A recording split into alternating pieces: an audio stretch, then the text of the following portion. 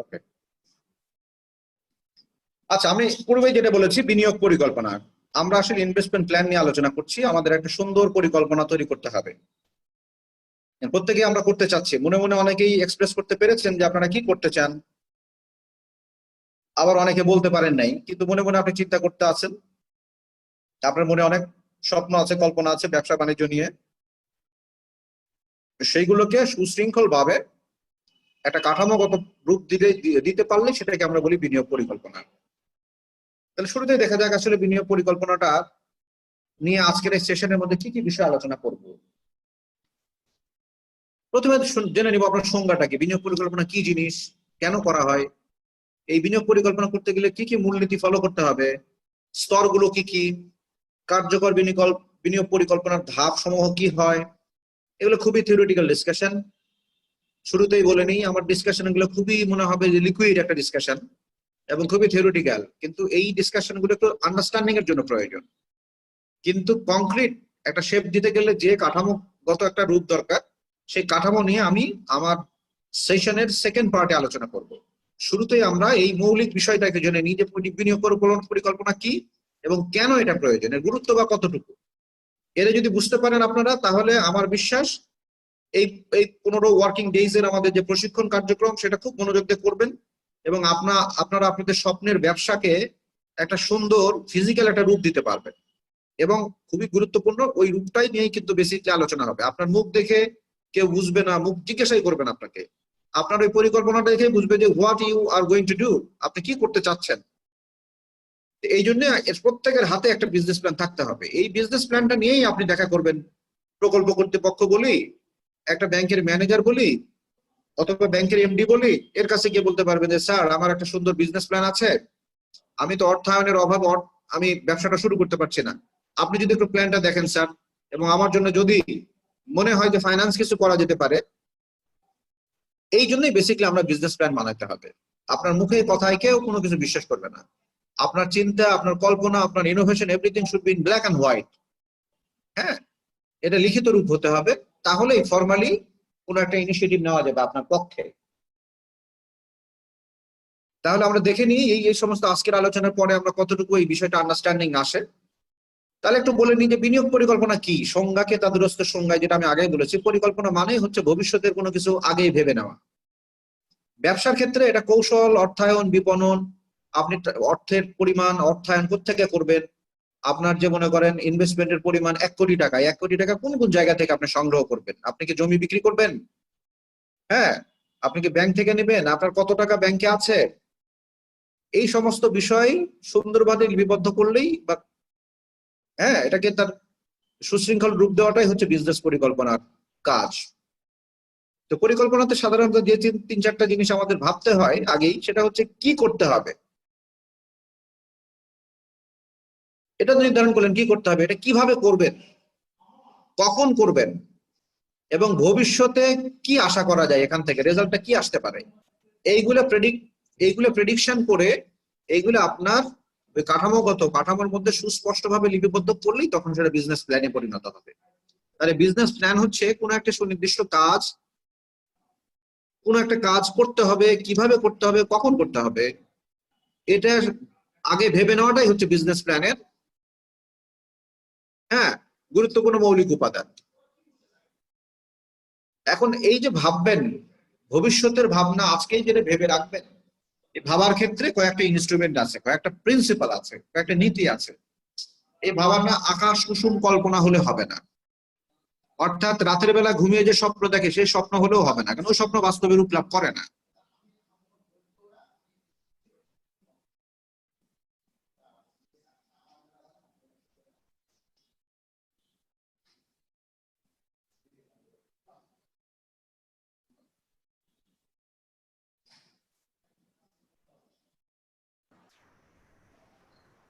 তাহলে পরিকল্পনা করতে একটা প্রিন্সিপাল আমাদের ফলো করতে হয়, সেটা হচ্ছে এটাকে আপনাকে যাচ্ছে তাই ভাবে চিন্তা, যা চিন্তা, যা ইচ্ছা মনে আসে তাই করবো, সেটা কিন্তু বিজনেস প্ল্যান নয়।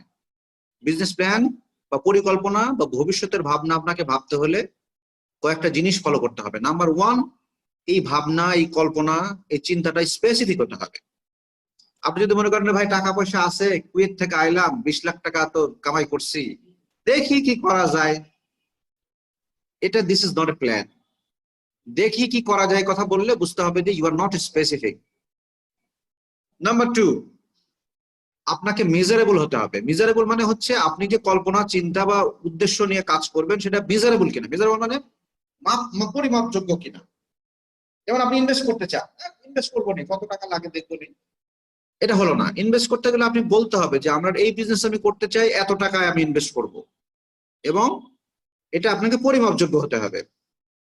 এরপরে হচ্ছে এমন কিছু চিন্তা করা যাবে না যেটা আপনার আয়ত্তের বাইরে চলে যায়। এটা হচ্ছে আর্থিক সামর্থ্য বলি, শিক্ষাগত যোগ্যতা বলি, অথবা any kinds of beyond your capacity যদি হয়, তাহলে সেটা কিন্তু অ্যাচিভেবল হবে না। এই জন্য আপনার কল্পনাটাকে অ্যাচিভেবল হতে হবে।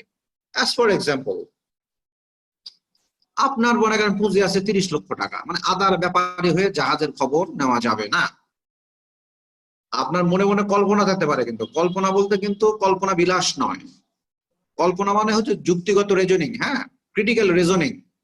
আপনি যদি আজকে 10টা গরু নিয়ে শুরু করেন, কাউ ফ্যাটেনিং অথবা গরুর খামার, সেটা কিন্তু কালক্রমে 3 বছর 4 বছর 5 বছরের মধ্যে 100, 200, 1000 গরুতে পরিণত হতে পারে। এটা লজিক্যাল সিকোয়েন্স। কিন্তু আপনি যদি 10টা গরু নিয়ে শুরু করবেন আর যদি ভাববেন যে আপনি এলন মাস্কের মতো রকেট স্যাটেলাইটে নিক্ষেপ করবেন, হ্যাঁ, তাহলে কিন্তু এটা কল্পনা প্রসূত, কল্পনা বিলাস হয়ে যাবে না। কারণ আপনার এই কল্পনাটা, আপনার এই পরিকল্পনাটা অ্যাচিভেবল নয়। আর অ্যাচিভেবল কোনো কিছু যদি না হয় তাহলে সেটা কিন্তু পরিকল্পনাও হবে, এটা কল্পনা হবে, পরিকল্পনা হবে না। এবং রিলেভেন্ট হতে হবে। আপনি শুরু করলেন গরুর খামার, কিন্তু এর সাথে রিলেটেড করে ফেললেন মনে করেন আপনি পাজেরো কার, এটা এই ব্যবসায় রূপান্তরিত হইতে হতে বা এক্সপেনশন হতে হতে পাজেরো কারও পরিণত হবে, এটা কিন্তু হয় না। অর্থাৎ রেলেভেন্সি থাকতে হবে, আপনার টোটাল চিন্তার মধ্যে কংগ্রুয়েন্সি থাকতে হবে, কোহেরেন্ট হতে হবে। অর্থাৎ একটার সাথে আরেকটাতে পারস্পরিক সম্পর্ক থাকতে হবে, যুক্তিসঙ্গত সম্পর্ক থাকতে হবে। তাহলে স্পেসিফিক হতে হবে, মেজারেবল হতে হবে, অ্যাচিভেবল হতে হবে। আপনার কল্পনাটা আপনি অ্যাচিভ করতে পারবেন। ইয়েস, আমি এমবিএ পাস করছি, আমি 20 লক্ষ টাকা দামের ব্যবসা করতেই পারি, হ্যাঁ, অথবা দেখা গেলো যে আমি আমি এক্সপোর্ট ইম্পোর্টের বিজনেস আমি করতেই পারি। এবং এই কল্পনাটুকু রেলেভেন্ট হতে হবে, যেটা বললাম সামঞ্জস্যপূর্ণ হতে হবে। অসামঞ্জস্যপূর্ণ হলে মুশকিল, তাহলে ওই কল্পনা কল্পনায় থেকে যাবে, বাস্তবে রূপ লাভ করবে না। এবং আপনার এই সমস্ত চিন্তা ভাবনাগুলোকে টাইম বাউন্ড হতে হবে, অর্থাৎ তারা একটা সুনির্দিষ্ট ডেট তারিখ থাকতে হবে, যে আপনি অমুক তারিখে ইনভেস্ট করতে চান, এবং এত তারিখের মধ্যে আপনি এই জায়গায় যেতে চান, এত বছরের মধ্যে আপনি এই জায়গায় যেতে চান। হ্যাঁ, এভাবে টাইম বাউন্ড অ্যাকশন প্ল্যান তৈরি করতে হবে। তাহলে স্মার্ট, এই 5টা জিনিসকে যদি আমরা একত্রে করি তখন হয় স্মার্ট। আপনার পরিকল্পনাটাকে অবশ্যই স্মার্ট হইতে হবে। স্মার্ট মিনস স্পেসিফিক হইতে হবে, মেজারেবল হইতে হবে, অ্যাচিভেবল হতে হবে, রেলেভেন্ট হইতে হবে, এবং টাইম বাউন্ড হতে হবে। তাহলেই আপনার পরিকল্পনাটা যুক্তিসঙ্গত এবং বাস্তবায়নযোগ্য একটা পরিকল্পনায় পরিণত হবে। আমরা স্মার্টের বাংলা যদি দেখি, অনেকের জন্য হয়তো সহজবোধ্য হবে। স্মার্টের প্রথমটাই হচ্ছে নির্দিষ্ট, বিনিয়োগ সুনির্দিষ্ট হতে হবে, স্পেসিফিক হতে হবে। হ্যাঁ, বিনিয়োগ পরিমাপযোগ্য হতে হবে, অ্যাচিভেবল হতে হবে, সঙ্গতিপূর্ণ হতে হবে, এবং সময় সাপেক্ষ, সময় নির্দিষ্ট হতে হবে, টাইম বাউন্ড অ্যাকশন প্ল্যানের মধ্যে থাকতে হবে। আমি ব্যবসা করবো না, দেখা যাক কবে শুরু করা যায়, হ্যাঁ, এরকম চিন্তা করলে কিন্তু ব্যবসা হবে না, কোনোদিন আপনি শুরুই করতে পারবেন না। শুরুর ক্ষেত্রে আপনাকে স্পেসিফিক হতে হবে যে আমি অমুক তারিখে বিজনেস শুরু করবো, বা 2020 সালের 31 ডিসেম্বর আমি শুরু করব, আমি 3 বছরের মধ্যে এই জায়গায় যাবো। আপনাকে খুবই স্পেসিফিক টাইম বাউন্ড হতে হবে, তাহলে আপনার পরিকল্পনাটা বাস্তবায়নযোগ্য হবে। এই যে পরিকল্পনা আমরা করবো, খেয়াল করেন, এটা খুবই ডেলিকেট একটা ওয়ার্ক, খুবই সূক্ষ্ম কিন্তু একটা কাজ। আপনি ভবিষ্যতে কি করবেন না করবেন সেটা আগে চিন্তা করতে পারাটা, এটা তো বুদ্ধিমানের কাজ। এটা কিন্তু খুবই কঠিন একটা কাজ। আপনার পরিকল্পনাটা যদি সুন্দর হয়, সঠিক হয়, তাহলে আপনি আপনি দেখা যাবে যে এর অধিকাংশটাই বাস্তবায়ন করতে পারবেন। 100% না হলেও দেখা যাবে 90% বাস্তবায়ন করবেন। এবং যত বেশি পার্সেন্টেজ বাস্তবায়ন করতে পারবেন, আপনার সফলতার হার তত বেশি, এটা ধরে নিতে হবে। এখন দেখা যাক পরিকল্পনার মূল নীতিতে কি কি জিনিস থাকবে। পরিকল্পনার মূল নীতিটা কি? আপনি যখন ব্যবসায়িক পরিকল্পনা করবেন, আপনার মূলনীতি হবে, এই পরিকল্পনা কেন্দ্রবিন্দু হবে হচ্ছে মানুষ। কারণ আপনার এই ব্যবসার, এটা পণ্য বলি, সেবা বলি, যে কিছু উৎপাদন হবে সবকিছু কিন্তু মানুষ কেন্দ্রিক। সেবা হলো মানুষকে সেবা দিবেন, পণ্য হলো মানুষের কনজিউম করবেন। তাহলে মানুষ হচ্ছে আপনার ফোকাল পয়েন্ট, কিন্তু পণ্য এবং সেবা উৎপাদনের জন্য প্রয়োজন পড়বে অর্থ এবং বস্তু, ব্যাস। তাহলে আপনার পরিকল্পনার প্রধান তিনটি মৌলিক উপাদান হচ্ছে মানুষ, অর্থ এবং বস্তু অথবা সেবা। তাহলে পরিকল্পনা বাস্তবসম্মত, এই তিনটা জিনিস নিয়ে আপনার পরিকল্পনা করতে হবে। আদারওয়াইজ এর বাইরে কোনো কিছু নিয়ে যদি চিন্তা করেন, কল্পনা করেন, সেটা বাস্তবসম্মত হবে না। আচ্ছা, পরিকল্পনা চাহিদার ভিত্তিতে হতে হবে। পরিকল্পনা যখন আপনি করবেন, আপনি কোনো একটা ব্যবসা শুরু করতে চান, ব্যবসা শুরু করতে চাইলে আপনাকে দেখতে হবে আপনি যে লোকালয়ে, যে কমিউনিটিতে বসবাস করেন, যে এলাকায় বসবাস করেন, যে মানব সমাজের মধ্যে বসবাস করেন, সেটা রুচি কেমন, ওই অঞ্চলের মানুষজন আসলে কি চায়, হ্যাঁ, তাদের তাদের চাহিদা কি, এটার উপর ডিপেন্ড করে কিন্তু ব্যবসা করতে হবে। আপনি তো এখানে প্রোডাক্ট উৎপাদন করে মঙ্গল গ্রহে বিক্রি করবেন না। তাহলে আপনাকে কল্পনা করতে হবে, পরিকল্পনা করতে হবে যে আপনার সম্প্রদায়ের মানুষের প্রয়োজন, চাহিদা, রুচি, এইগুলোকে মাথায় রেখে ব্যবসার যখনই পরিকল্পনা সাজাবেন তখনই চিন্তা করতে হবে যে মানুষ আসলে কি চাচ্ছে, মানুষ আসলে কি করতে চায়। মানুষ দেখবেন এখন ফার্নিচার, অর্থাৎ আমাদের ইকোনমি যতই সামনের দিকে এগিয়ে যাচ্ছে, যতই উন্নত হচ্ছে, ব্যবসা কিন্তু লিভিং স্টাইলে রিলেটেড হয়ে যাচ্ছে। এখন দেখবেন ফাস্টফুড প্রচুর মানুষ খায়। আপনি দেখবেন ঢাকা শহরের মোড়ে মোড়ে কোনায় কোনায় সব রেস্টুরেন্ট তৈরি হচ্ছে। কারণটা কি? মানুষের হাতে টাকা আসছে, ইকোনমি বড় হচ্ছে, সপ্তাহে মানুষ একদিন দুই দিন বাইরে খায়। হ্যাঁ, তাহলে এই যে হচ্ছে পরিকল্পনার ক্ষেত্রে আপনার এই জিনিসগুলো গুরুত্বপূর্ণ জিনিস আপনার মাথায় রাখতে হবে। কোন ধরনের ব্যবসা আমি করতে যাবো? এই যে অনেকে কি করা যায় বললেন ইন্ট্রোডাকশনে, অনেকে বললেন যে পড়াশোনা শেষ করেছি কেবল, এখন কিছু করতে চাচ্ছি। জিজ্ঞেস করলাম কি করতে চান, তখন উনি বলছেন দেখা যাক আপনাদের প্রশিক্ষণের মাধ্যমে যদি কোনো হিন্টস পাই, কোনো আইডিয়া তৈরি হয়। এক্স্যাক্টলি তাই। আপনাকে এই করতে গেলে আপনাকে কয়েকটা জিনিস ভাবতে হবে যে সামনে আমাদের দেশের ট্রেন্ড কি হতে যাচ্ছে, আমাদের ইকোনমির কোন দিকে যাচ্ছে, মানুষের রুচি, আচার ব্যবহার, চালচলন, হ্যাঁ, কালচার, কৃষ্টি, হ্যাবিট কোন দিকে যাচ্ছে, এগুলো খুব গুরুত্বপূর্ণ। এবং পরিকল্পনা নমনীয় হতে হবে। নমনীয় মানে পরিকল্পনা, আপনার যে বিজনেস প্ল্যান আপনি বানালেন, this is not A Bible. অর্থাৎ এটা পরিবর্তন করা যাবে না, একদমই রিজিড, এরকম কিছু যাতে না হয়। আপনার পরিকল্পনার মধ্যে ফ্লেক্সিবিলিটি থাকতে হবে। সংস্থান, প্রয়োজনীয়তা, অর্থনৈতিক অবস্থার পরিবর্তন। এই প্রজেক্টটা হচ্ছে, প্রজেক্ট ডেফিনেশন যদি বলি, project is a combination of some activities to achieve some specific objectives with some specific budget within a specific time frame. অর্থাৎ যখন কোন একটা সুনির্দিষ্ট উদ্দেশ্যকে সামনে নিয়ে সুনির্দিষ্ট উদ্দেশ্যকে অর্জন করার জন্য কতিপয় কাজ যদি করবেন, তাতে সুনির্দিষ্ট বাজেট থাকবে।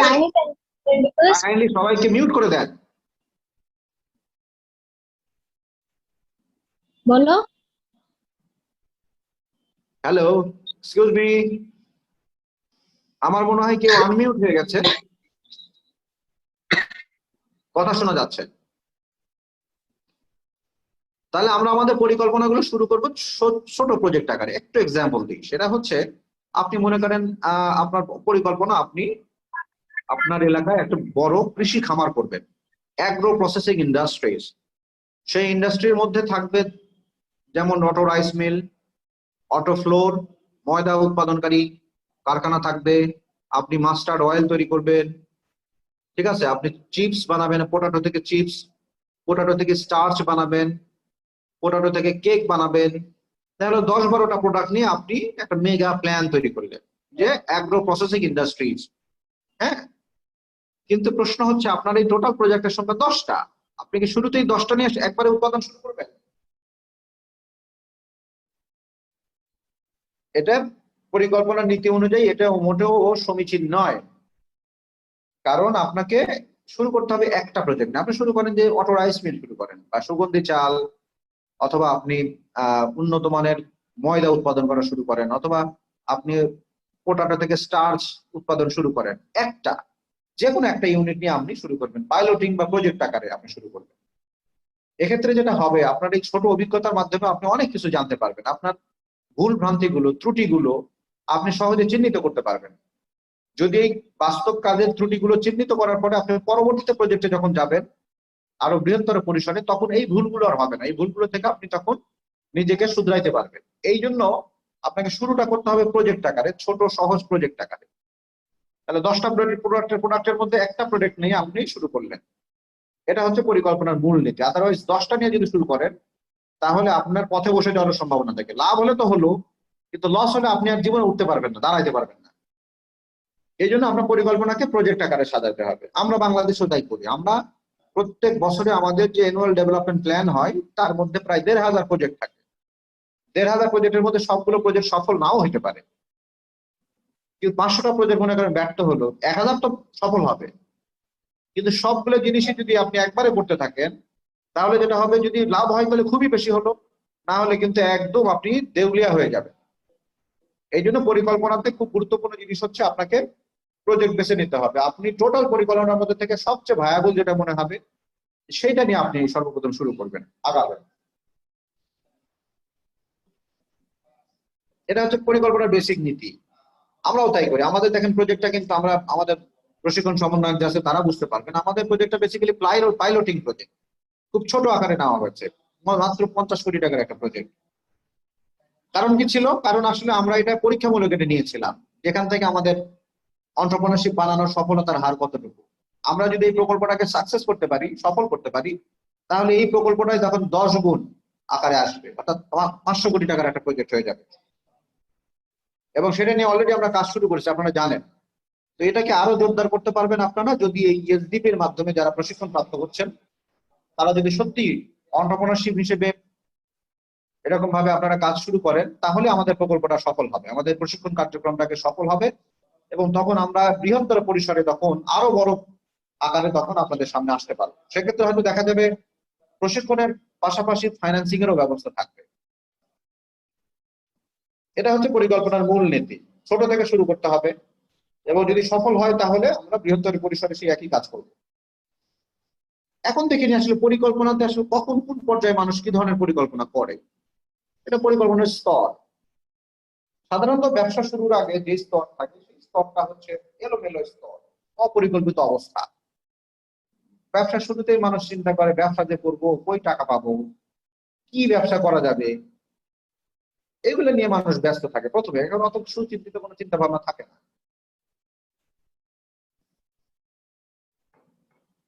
তহবিল সংগ্রহ, উপকরণ, ব্যবসার ধরন ইত্যাদি নিয়ে চিন্তা ভাবনা করে, এটা অপরিকল্পিত অবস্থা। এরপরে আরেকটা সিস্টেম হচ্ছে, এই সিস্টেমে ব্যবসা শুরু করতে যাচ্ছেন, আপনি সিদ্ধান্ত নিয়ে নিয়েছেন কি ব্যবসা করবেন। এটাকে বাজেট বাজেট মানে স্টেজ বলা হয়, বাজেট সিস্টেম স্টেজ। এই পর্যায়ে মালিক এবং পরিচালক বাজেট নির্ধারণ করবে যে কত টাকা আমার প্রয়োজন করবে ব্যবসা শুরু করতে ন্যূনতম। এরপরে থাকে ব্যবসার চলমান ব্যবসাতে আপনি বার্ষিক পরিকল্পনা করবেন। সারা বছরে আপনার কি পরিমাণ উৎপাদন হবে, কি পরিমাণ আপনার কর্মচারীদের বেতন ভাতা দিতে হবে, কি পরিমাণ এক্সপেন্ডিচার হবে, কি পরিমাণ সেল হতে পারে, টার্ন ওভারটা কি পরিমাণ আসতে পারে, এগুলোর পরিকল্পনা ঊর্ধ্বতন নিম্নতম মডেল অনুসরণ করে আমরা এই বার্ষিক পরিকল্পনাটা প্রণয়ন করা হয়। এরপর হচ্ছে কৌশলগত পরিকল্পনা। কৌশলগত পরিকল্পনা হচ্ছে দীর্ঘমেয়াদী পরিকল্পনা, অর্থাৎ 1 বছর বা 2 বছর পরে ব্যবসাটাকে কোথায় আপনি দেখতে চান। হ্যাঁ, 3 বছর পরে আপনি আপনার ব্যবসাটা কোথায় দেখতে চান। আজকে শুরু করলেন মনে করেন 1 কোটি টাকা নিয়ে, এখানে মনে করেন 20 জন আপনার কর্মচারী আছে, সারা বছরের টার্ন ওভার হিসাব করলেন আপনি 10 কোটি টাকা। এইভাবে আপনি ব্যবসাটা শুরু করলেন এই পরিকল্পনাতে, কিন্তু 3 বছর পরে আপনার ব্যবসাটা কোথায় দেখতে চান, এই ধরনের পরিকল্পনা, দীর্ঘমেয়াদী পরিকল্পনাকে বলা হয় কৌশলগত পরিকল্পনা। তাহলে আমরা পরিকল্পনার স্তর সময় একটু ধারণা নিলাম। এখন দেখেন একটা কার্যকর পরিকল্পনাটা কিভাবে বুঝতে পারবেন, যে আপনার ধাপগুলো, সিকোয়েন্স গুলো কিভাবে আসতে থাকে। পরিকল্পনা শুরু করার আগেই আপনাকে উদ্দেশ্যগুলো লিখতে হবে, পরিষ্কার করতে হবে যে আপনি উদ্দেশ্যটা কি, আপনি যে করতে চাচ্ছেন, এই কাজটা করতে চাচ্ছেন, এই ব্যবসাটা করতে চাচ্ছেন, আপনার উদ্দেশ্য কি। এই জন্য পরিষ্কারে এবং আমি যখন আপনাকে ইয়েটা দেখাবো, টেমপ্লেটটা দেখাবো, সেখানে দেখবেন সুস্পষ্ট ভাবে লেখা আছে আপনার উদ্দেশ্য কি। তো উদ্দেশ্যগুলো সুস্পষ্ট ভাবে, সুন্দরভাবে, পরিষ্কারভাবে লিখতে হবে। এছাড়া পরিকল্পনায় পরিমাণ, গুণমান, সময়, ব্যয়ের শর্তাদির, উদ্দেশ্যগুলো অর্জন করার জন্য সন্তোষজনক ব্যবস্থা, অর্থাৎ এই জিনিসগুলো সুস্পষ্ট ভাবে লেখা থাকতে হবে। পরিকল্পনা নীতিমালা থাকা উচিত যা উদ্দেশ্য অর্জনে মানুষকে গাইড করবে। পরিকল্পনায় উদ্দেশ্যগুলো সম্পাদনে কোন কোন বিভাগ, অর্থাৎ আপনি যে ব্যবসাটা করতে চাচ্ছেন সেই ব্যবসা বাস্তবায়ন করতে গেলে, ব্যবসাকে লাভজনক করতে গেলে কি কি ইউনিট লাগবে আপনার? আপনার মার্কেটিং ইউনিট, ম্যানেজমেন্ট, প্রশাসন, হ্যাঁ, কি কি জিনিস থাকবে সেগুলোও লেখা থাকতে হবে। পরিকল্পনায় প্রতিটি কাজের সময় নির্দেশ করতে হবে। প্ল্যানিং এর সময় সবসময় আপনার টাইম বাউন্ড হতে হবে, স্পেসিফিক টাইম, কোন সময়টা কোন কাজটা কোন সময় করতে হবে। যেমন আমাদের প্রকল্পে কিন্তু প্রত্যেকটা কাজে কিন্তু টাইম বাউন্ড অ্যাকশন প্ল্যান আছে। আমরা প্রকল্পের আওতায় যে প্রকিউরমেন্ট গুলো করি, ক্রয় করা হয়, একদম সুনির্দিষ্ট দিন তারিখ উল্লেখ করা থাকে যে আমরা অমুক তারিখে অ্যাডভার্টাইজ করব, অমুক তারিখে ওপেন করব, 15 দিনের মধ্যে ইভ্যালুয়েশন করার পরে 20 দিনের মধ্যে আমরা কার্যাদেশ দিয়ে দিব। একদম সুস্পষ্টভাবে তারিখ লেখা থাকে, এত তারিখে অগাস্টের এত তারিখে আমাদের অনফ্লট হবে, অ্যাডভার্টাইজমেন্ট হবে, 14 তারিখে ওপেন হবে, 21 তারিখে আমাদের ইভ্যালুয়েশন শেষ হবে, আমরা আশা করছি 28 তারিখের মধ্যে কার্যাদেশ দিয়ে দিব এবং বাকি 1 মাসের মধ্যে ওই কাজ সম্পন্ন হবে। এরকম পরিকল্পনায় প্রত্যেকটা কাজে সুনির্দিষ্ট টাইম নির্দেশ করা থাকতে হবে। পরিকল্পনা প্রয়োজনীয় খরচ এবং নির্দিষ্ট সম্পদ নির্দিষ্ট করতে হবে, অর্থাৎ আপনি পরিকল্পনা লিখবেন যে 1 বছরের মধ্যে আমি এতগুলো পিস জুতা উৎপাদন করব, প্রোডাকশনের amount, total amount of production, এবং তারপরে এগুলো না করলে কস্টিং করতে পারবেন না। আপনার টোটাল প্রোডাকশন কস্ট কত হবে এটা করতে গেলে আপনাকে লিখতে হবে। সারা বছরে আপনি 1 লক্ষ ইউনিট আপনি জুতা বানাবেন, 1 লক্ষ ইউনিট আপনি ধান উৎপাদন করবেন, তখন আপনি প্রতি ইউনিটের খরচ কত লিখলেন, তাহলে ওই টোটাল ইউনিট দিয়ে যখন খরচকে গুণ করবেন টোটাল এক্সপেন্ডিচার বের হয়ে আসবে। প্রোডাকশন কস্ট, এর সাথে আপনার যোগ হবে ওভারহেড কস্ট। ওভারহেড কস্ট মানে কি? আপনার এই যে কর্মচারী বেতন ভাতা, অফিস ভাড়া, মার্কেটিং কস্ট, অ্যাডভার্টাইজমেন্ট কস্ট, সবগুলো কস্ট যোগ হবে। হওয়ার পরে যেটা বের হবে সেটা ইউনিট কস্ট, হ্যাঁ, কস্টিং পার ইউনিট বের হয়ে আসবে। আপনার একটা ইউনিটের দাম পড়লো, কস্টিং করলো আপনার 14 টাকা। তখন এই 14 টাকা যখন আপনি সঠিকভাবে নির্ধারণ করবেন, তখন আপনি বুঝতে পারবেন যে মার্কেটে আপনার কয় টাকায় এটা বিক্রি করতে হবে। আপনার প্রোডাকশন কস্ট সবকিছু করে এভরিথিং অল আসপেক্টে যখন, হ্যাঁ, কস্ট যখন বের হয়ে আসবে আপনার 14 টাকা, তখন আপনি নির্ধারণ করতে পারবেন যে বাজারে এটা আমার 15, 16 বা 17 টাকায় বিক্রি করতে হবে। এই জন্য পরিকল্পনা এগুলো যদি সুস্পষ্টভাবে সুন্দরভাবে লেখা না থাকে, আপনি প্রোডাকশন কস্ট হইতেছে 20 টাকা, আপনি ভুল ক্রমে সেটা হিসাব নিকাশ অনেক কিছু ফ্যাক্টর বাদ দিয়ে 14 টাকা লিখে ফেলছেন। বিক্রি করতে আসেন মনে করেন 15 টাকা করে, 16 টাকা, 17 টাকা, 18 টাকা করে, তাতেও আপনার দেখেন শুধুমাত্র আপনার পরিকল্পনা ভুল করার কারণে আপনার 2 টাকা করে লস হতে থাকে। 18 টাকাও যদি বাজারে বিক্রি করেন, কারণ আপনার তো প্রকৃতপক্ষে কস্টিং হয়েছে 20 টাকা করে, কিন্তু আপনি বাজারে বিক্রি করছেন 18 টাকা করে, তার আপনার 2 টাকা করে লস হতে থাকবে। বছর শেষে দেখবেন যে আপনার পুঁজি নাই, লাভ তো দূরের থাক, পুঁজি আপনার হারায় যাবে। এই জন্য প্ল্যানিংটা খুব ইম্পর্টেন্ট। এছাড়া পরিকল্পনায় কোন সুনির্দিষ্ট কাজের জন্য কর্মকর্তা কে, কোন কোন কর্মকর্তা থাকবে, কর্মকর্তা অ্যাসাইন করতে হবে, কোন কাজটা কে করবে। এই জন্য আমাদের সরকারি অফিসেও দেখবেন প্রত্যেকটা অফিসারের কিন্তু জব ডেসক্রিপশন থাকে। আমরা সেকশন ওয়াইজ কিন্তু প্রত্যেকের কাজ, প্রত্যেকের দায়িত্ব সুনির্দিষ্ট করা আছে।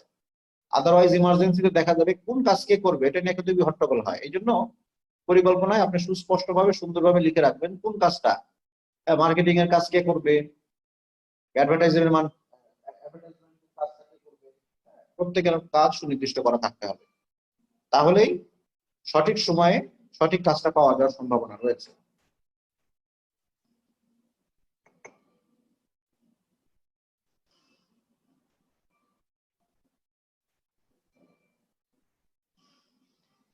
এখন পরিকল্পনা শুরু করলাম, পরিকল্পনা মনে করেন এখন আমরা কোন পর্যন্ত বুঝলাম পরিকল্পনা মূলনীতি, ধাপ, স্তর ইত্যাদি ইত্যাদি। এখন পরিকল্পনা করার সময় আপনার ব্যবসা পরিকল্পনার সময় যে ইনস্ট্রুমেন্ট আমরা ব্যবহার করবো, এটা টেকনিক্যাল ইনস্ট্রুমেন্ট আমরা বলতে পারি। যে এই ব্যবসাটা যেটা মাথায় রেখেছেন, আপনার প্যাশন থাকতে পারে, যে আপনি ছোটকাল থেকে প্যাশন থাকতে পারে যে আপনি অনেকে আমি দেখেছি, অনেকের ইন্ট্রোডাকশনের সময় ব্যক্তিগত পরিচয় দেওয়ার সময় বলে যে আমার ছোটকাল থেকে স্বপ্ন যে আইটি বিজনেস আমি করবো। আইটি বিজনেস শব্দটা খুবই ভেগ একটা টার্ম। আইটির মধ্যে আপনার দেখতে হবে যে কি করতে চান, আপনি সফটওয়্যার ডেভেলপ করতে চান, অথবা আর কি হতে পারে, আপনি ই কমার্স করতে চান, ঠিক আছে। আইটির মধ্যে আবার হার্ডওয়্যার রয়েছে, কম্পিউটারের হার্ডওয়্যারের দোকান দিতে চান, everything included in IT sector. IT সেক্টরটা অনেক বড় একটা সেক্টর। এছাড়া মোবাইল ফোন কোম্পানি এরাও কিন্তু আইটি সেক্টরের মধ্যে পড়ে। এটা মানে ইন্টারনেট বেসিস কমিউনিকেশন সিস্টেম। তাহলে আপনাকে খুব স্পেসিফিক হতে হবে, আর এবং ব্যবসার ধরন নির্ধারণ করতে গিয়ে কোন ব্যবসা করবেন কি করবেন না এটা নির্ধারণ করতে গেলে আপনাকে যেটা করতে হবে সেটা হচ্ছে SWOT অ্যানালাইসিস করতে হবে। আমরা একটা এই ইনস্ট্রুমেন্টের মাধ্যমে আমরা জানার চেষ্টা করব যে আমি যে ব্যবসাটা করতে চাচ্ছি সেই ব্যবসাটা সত্যি উপযোগী কিনা। এই ইনস্ট্রুমেন্টের মাধ্যমে সেটা নির্ণয় করতে পারবেন যে আমি যে ব্যবসাটা করতে যাচ্ছি সেই ব্যবসা আদৌ লাভজনক কিনা বা লোকসানজনক কিনা। এই SWOT অ্যানালাইসিসের মাধ্যমে যেটা আমরা দেখবো, ব্যবসায় আপনি যে ব্যবসাটা করতে চাচ্ছেন, মনে করেন আপনার বাড়ি যে কোন কোন ডিস্ট্রিক্ট আছে, চুয়াডাঙ্গা আছে, যশোর আছে, বরগুনা আছে। আচ্ছা, বরগুনায় যাই। বরগুনায় কোন মাছের ঘের টের হয় কিনা আমি ঠিক জানি না, ধরলাম ছেলে মাছের ঘের আপনি করবেন। হ্যাঁ, তো এখন দেখে নেন যে মাছের ঘের করার ক্ষেত্রে আপনার স্ট্রেংথটা কি, আপনি যে ব্যবসাটা করতে চাচ্ছেন স্ট্রেংথ আপনার আপনার শক্তিটা কি, এই ব্যবসাটা কেন আপনি করতে চাইবেন, পজিটিভ সাইড গুলো আপনি লিখতে থাকবেন। আপনার স্ট্রেংথ হতে পারে যে আপনার অনেক জায়গা জমি আছে, হ্যাঁ, অনেক জলাশয় আপনার আছে, তাহলে এটা আপনার স্ট্রেংথ হিসেবে আসতে পারে, ঠিক আছে। উইকনেসটা আপনার কি, উইকনেসটা দেখা গেলো আপনার জলাশয়টা হচ্ছে আপনার মেন রোড থেকে অনেক দূরে, যেখান থেকে আপনি মাছ উৎপাদন করার পরে যে মাছটা যে আপনি বিভিন্ন জায়গায় পাঠাবেন, স্পেশালি যদি ধরি আমরা ঢাকায় পাঠানো, হ্যাঁ, মার্কেটিং এর জন্য যে ডিস্ট্রিবিউশন চ্যানেল যেটা, সেটাতে যোগাযোগ ব্যবস্থা খুব উন্নত হতে হয়। কিন্তু দেখা গেলো যে আপনার জমি থেকে আপনার এই দূরত্ব অনেক বেশি মেন রোডের, মেন রাস্তার, তাহলে এটা আপনার উইকনেস হবে। এরপরে অপরচুনিটি, এই ব্যবসাটা কি এক্সপানশনের সুযোগ আছে কিনা। হ্যাঁ, এক্সপানশনের সুযোগ বলতে এই ব্যবসাটা আপনি ঢাকায় বিক্রি করলেন, এই মাছ কি আপনি দেশের বাইরে রপ্তানি করার সুযোগ হতে পারে, আপনি ইন্ডিয়াতে রপ্তানি করার সুযোগ হতে পারে, অর্থাৎ ফিউচার কোনো প্রসপেক্ট আছে কিনা, ব্যবসা আরো বৃদ্ধি করার সম্ভাবনা আছে কিনা, এটা হচ্ছে অপরচুনিটি হিসেবে আসবে। এরপরে থ্রেটস, থ্রেটস মানে হচ্ছে আপনার ঝুঁকি, ভয়। এটা নির্ণয় করা খুব জরুরি, কারণ এটা হলে আপনি বিকল্প ব্যবস্থা নিতে পারবেন। থ্রেটটাকে, ঝুঁকিটাকে মিটিগেট করার জন্য যে সমস্ত মেজার নেওয়া প্রয়োজন, যে সমস্ত ব্যবস্থা নেওয়া প্রয়োজন পরিকল্পনা, সেটাও সুস্পষ্ট লেখা থাকবে। তাহলে এই SWOT অ্যানালাইসিস এর মাধ্যমে আপনি জানতে পারবেন যে আপনার যে ব্যবসাটা করতে যাচ্ছেন সেই ব্যবসাটা করা আদৌ ঠিক হবে না বেঠিক হবে, ব্যবসাটা লাভজনক হবে না এরকম ভাবে লসের খাতায় যাবে। তাহলে SWOT অ্যানালাইসিস এর অত্যন্ত জরুরি। SWOT অ্যানালাইসিস এর মাধ্যমে আপনি যদি দেখেন যে SWOT অ্যানালাইসিস এর মধ্যে 4টা উপাদান রয়েছে, স্ট্রেংথ এবং অপরচুনিটি দুটা মিলে যদি বেশি হয়, অর্থাৎ এটা দুটার পাল্লা যদি বেশি হয়, ভারী হয়, এবং উইকনেস এবং থ্রেটস দুটা নেগেটিভ সাইড, এটার যে যদি পজিটিভের যদি ওয়েটেজ বেশি হয় তাহলে আপনি ব্যবসা শুরু করতে পারেন। কিন্তু এই SWOT অ্যানালাইসিস এর পরে যদি আপনি দেখেন যে আপনার বিজনেসের থ্রেটস এবং উইকনেসের পরিমাণ বেশি, তাহলে সেই ব্যবসাটা লোকসান হওয়ার সম্ভাবনা সবচেয়ে বেশি, আপনি এ ধরনের ব্যবসায় যাবেন না, ঠিক আছে। তো SWOT অ্যানালাইসিস আপনাকে গাইডলাইন দিবে যে কোনো একটা সুনির্দিষ্ট ব্যবসা করতে যাওয়া যাবে কি যাবে না। এই জন্য পরিকল্পনাতে SWOT অ্যানালাইসিসটা খুবই নিরপেক্ষ ভাবে, হ্যাঁ, আবেগ বাদ দিয়ে বিবেকের মাধ্যমে, বুদ্ধিবৃত্তির মাধ্যমে নিরপেক্ষ ভাবে আপনার অ্যানালাইসিস করে দেখবেন যে যে ব্যবসাটা করতে চাচ্ছেন সেই ব্যবসাটা লাভজনক হবে না লোকসান হবে। এরপরে উদ্দেশ্যটা হতে হবে নির্দিষ্ট, বাস্তবসম্মত হওয়া উচিত, এবং উদ্দেশ্য বিভিন্ন পর্বে বিভক্ত হতে পারে, বিভিন্ন মেয়াদী হতে পারে, দৈনিক উদ্দেশ্য থাকতে পারে, সাপ্তাহিক, মাসিক, বার্ষিক।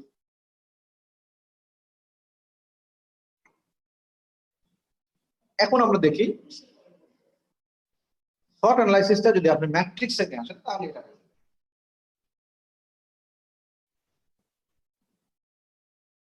একজন ভাই বলল যে তিনি ই কমার্সের ব্যবসা অলরেডি শুরু করেছেন বা করছেন এরকম কিছু একটা, তাই তো। আমরা ধরে নিই ভাইয়ের ই কমার্সটাকে আমরা শর্ট অ্যানালাইসিসটা করবো। ব্যবসা মনে করেন তিনি শুরু করেননি, কেবল একজন ফ্রেশ গ্র্যাজুয়েট হিসেবে তার আইটিতে পড়াশোনা আছে। তিনি এখন ভাবছেন, মনে করেন তিনি কম্পিউটার সায়েন্সে পড়াশোনা করেছেন, এখন তিনি একটা বিজনেস করতে যাচ্ছেন, তার ভাষ্য মতে তিনি আইটি বিজনেস করতে চান। এখন আমরা তার আইটি বিজনেসের একটা শর্ট অ্যানালাইসিস করি, প্র্যাকটিক্যালি করে দিলে তাহলে বুঝতে পারবেন যে আপনারা শর্ট অ্যানালাইসিস কিভাবে করতে হয়। এখন প্রশ্ন হচ্ছে তিনি যে এই আইটি বিজনেসটা করতে চান, এটার স্ট্রেংথ কি, তার পজিটিভ সাইড গুলো কি, কেন তিনি এরকম করতে চাচ্ছেন। তার স্ট্রেংথ হচ্ছে তার আইটি নিয়ে পড়াশোনা আছে। খেয়াল করেন, তার আইটি ব্যাকগ্রাউন্ডে পড়াশোনা আছে, তিনি নিজে একজন কম্পিউটার সায়েন্টিস্ট, কম্পিউটার সম্পর্কে ভালো তার ধারণা আছে, এটা অবশ্যই তার স্ট্রেংথ। এছাড়া বাংলাদেশের সমস্ত কর্মকাণ্ড আইটি বেসিস হয়ে যাচ্ছে। আমরা ডিজিটাইজেশনের যুগে চলে গেছে, এখন ক্লাসরুম থেকে শুরু করে বাথরুম সবকিছু হচ্ছে ডিজিটাইজড। এটা একটা পজিটিভ সাইড, স্ট্রেংথ। মানুষের ডিমান্ড, রাষ্ট্রের ডিমান্ড, সোসাইটির ডিমান্ড বাড়ছে আইটি ক্ষেত্রে। আমরা দেখেন আমাদের মোবাইলে হাজার হাজার অ্যাপস আমরা ডাউনলোড করি, তিনি আইটির মাধ্যমে অ্যাপস ডেভেলপ করতে পারে যেগুলো মানুষের জীবনটাকে খুব সহজ করে, এটা স্ট্রেংথ। এখন আসলে উইকনেস। উইকনেস হচ্ছে এই সেক্টরে এত বেশি পরিমাণে গত 2008 সালের ইলেকশনের পরে ডিজিটাল বাংলাদেশ নামক একটা ইশতেহার দিয়েছিল বাংলাদেশ আওয়ামী লীগ সরকার।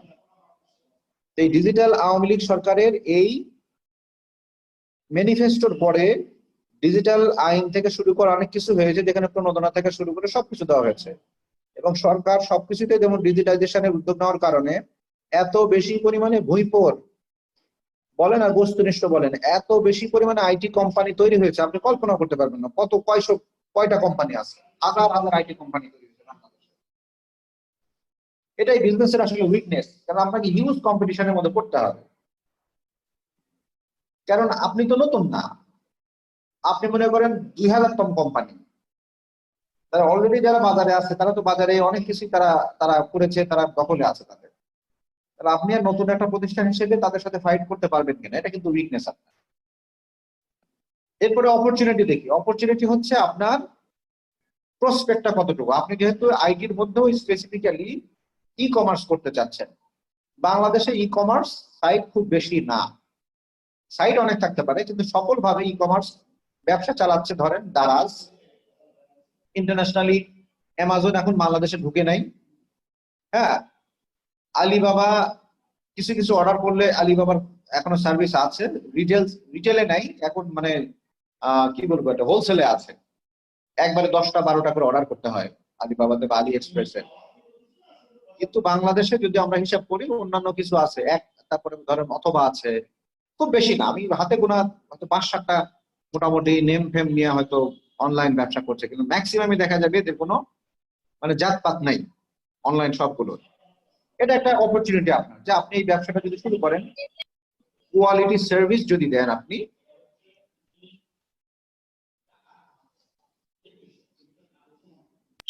আপনার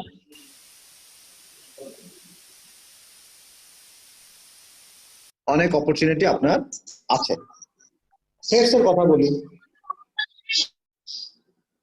হ্যালো স্যার, শুনতে পাচ্ছি আপনাকে স্যার। আচ্ছা, শুনতে পাচ্ছেন না? কোনো বাজ হচ্ছে, কোনো কি ইকো হচ্ছে নাকি? স্যার একটু ছিল একটু আগে, এখন ঠিক আছে স্যার। ওকে, ঠিক আছে।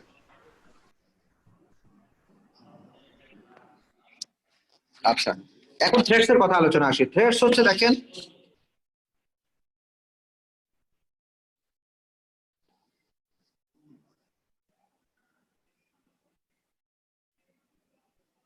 থ্রেটস মানে হচ্ছে ভয়। হ্যাঁ, ঝুঁকি। আপনার ব্যবসার ঝুঁকি কি, ঝুঁকিটা নির্ণয় করাটা অত্যন্ত জরুরি। কারণ হচ্ছে ঝুঁকি যদি নির্ণয় আপনি করতে পারেন, তাহলে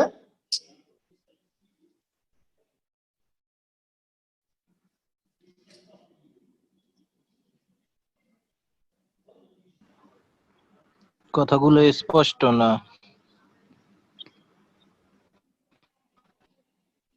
আচ্ছা, ঝুঁকিগুলো যদি নির্ণয় করতে পারেন, এই ব্যবসার ঝুঁকি কি হতে পারে দেখেন।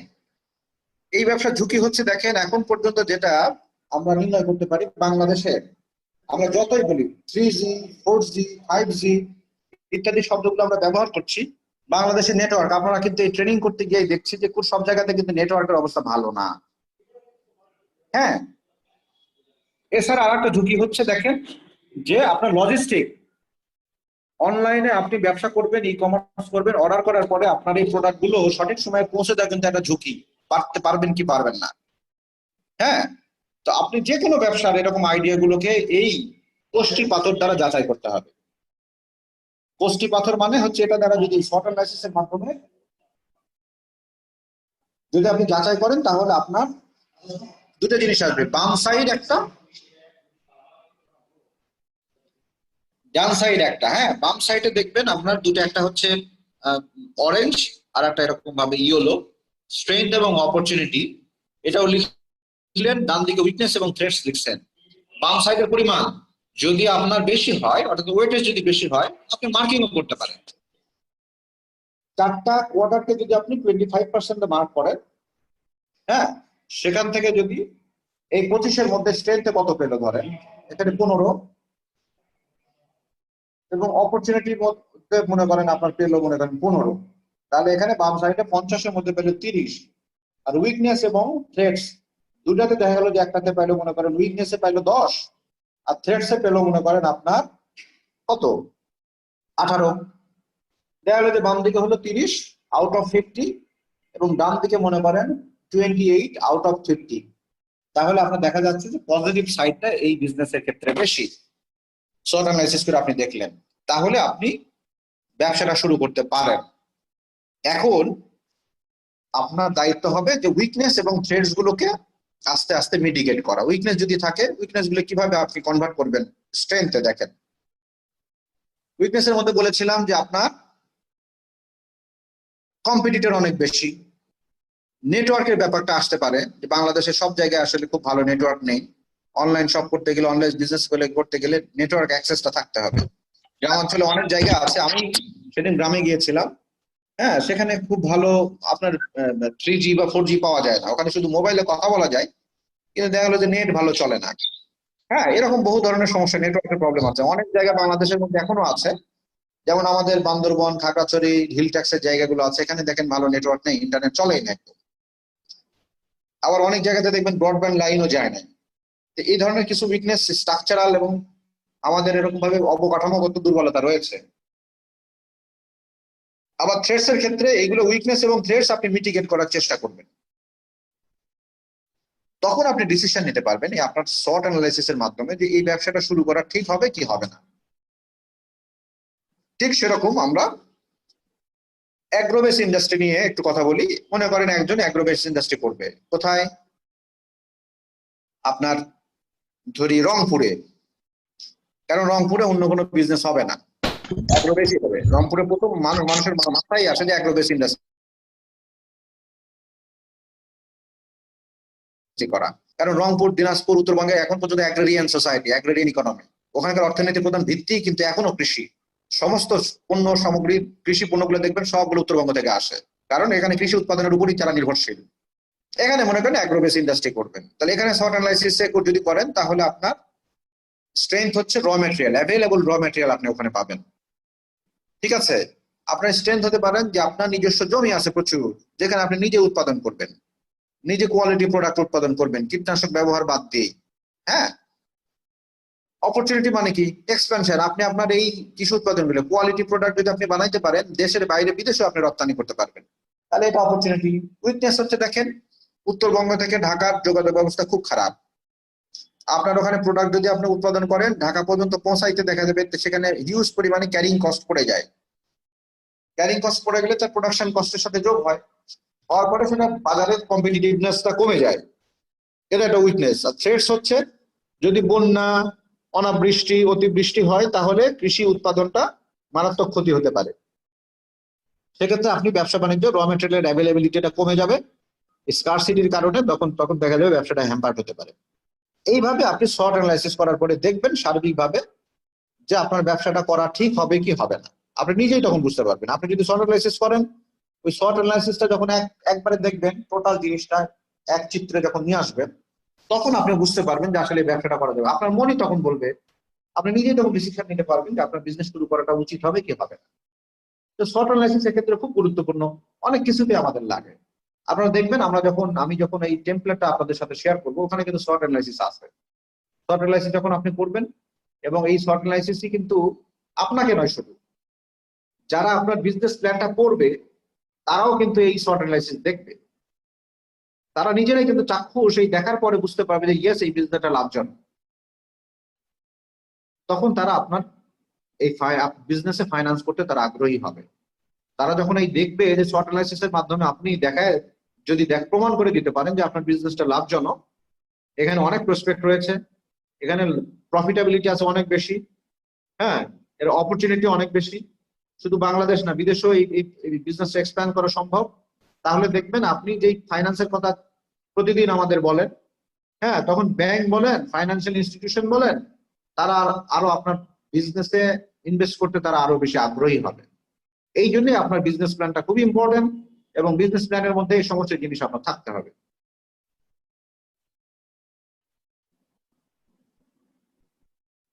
যেটা আমরা এর আগে আলোচনা করলাম ওটাই বাংলায় আমরা বলছি। স্ট্রেংথ মানে হচ্ছে আপনার শক্তি। শক্তির জায়গাটা কি? আপনি মনে করেন কৃষি ইন্ডাস্ট্রির ক্ষেত্রে মনে করেন আপনি কৃষি নিয়ে পড়াশোনা করছেন, এটা খুবই গুরুত্বপূর্ণ শক্তি। আপনি মনে করেন 5-7 বছর 8 বছর আপনি কৃষি নিয়ে পড়াশোনা করলেন, তাহলে কৃষি ক্ষেত্রে আপনি অবশ্যই অন্য যে কোনো বিজনেস ভালো বুঝবেন। হ্যাঁ, সুযোগ হচ্ছে এই ব্যবসাটা কতটুকু এক্সপ্যান্ড করতে পারেন। কৃষি পণ্যের আসলে সারা বিশ্বব্যাপী কৃষির উপরই মানুষ বেঁচে থাকে, মানুষের জীবনের সাথে কৃষি জড়িত। না খাইলে বাঁচবে কি? বাঁচতে তো পারবে না, তারপরে তো বাকি কাজ। এই জন্য কৃষি সব জায়গায় আছে। আমেরিকার মতো এত উন্নত রাষ্ট্র, সেখানেও কিন্তু কৃষি আছে। তবে তাদের কৃষির গুণগত ডিফারেন্সটা হচ্ছে এরকম, ওরা আসলে ব্যক্তিগত ফার্মার নেই ওখানে কোনো, আমাদের মতো যেরকম আমাদের বাপ চাচা দাদা কৃষি কাজ করে ওই টাইপের কৃষক কিন্তু ওখানে নেই। ওখানে হয় সব কমার্শিয়াল ফার্মিং। দেখবে যে একজন কৃষক 100 বিঘা 200 বিঘা জায়গা সে ফার্মিং করছে। হ্যাঁ, এই জন্য কমার্শিয়াল ফার্মিং ওখানে আছে, কিন্তু আমাদের মতো পেশাজীবী কৃষক ওখানে পাবেন না। কিন্তু আমরা এখন পর্যন্ত যেহেতু মানে আমাদের 80% মানুষ কৃষক ছিল, সেখান থেকে আস্তে আস্তে ট্রানজিশন হতে হতে এখন প্রায় 65% নেমে এসছি। হ্যাঁ, কারণ আমাদের ইকোনমিতে ট্রানজিশন পিরিয়ড অতিক্রম করছে। একজন কৃষকও চায় না তার ছেলে কৃষক হোক। একজন ডাক্তারের ছেলে ডাক্তার হোক, এটা ডাক্তার চায়, কিন্তু কৃষকের ছেলে কৃষক হোক কোনো কৃষক কি চায় বলেন? চায় না। এই কারণে কৃষকের সংখ্যা দিন দিন কমছে, আবার জমির পরিমাণও কমছে। সবকিছু মিলে আসলে কৃষিটা ট্রানজিশনের মধ্যে রয়েছে।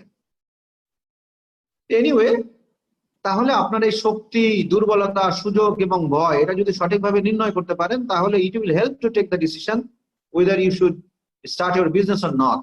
আপনি এই ব্যবসাটা করতে চাবেন, করা উচিত কি উচিত না, আপনার শর্ট অ্যানালাইসিসের মাধ্যমে আপনি জানতে পারবেন।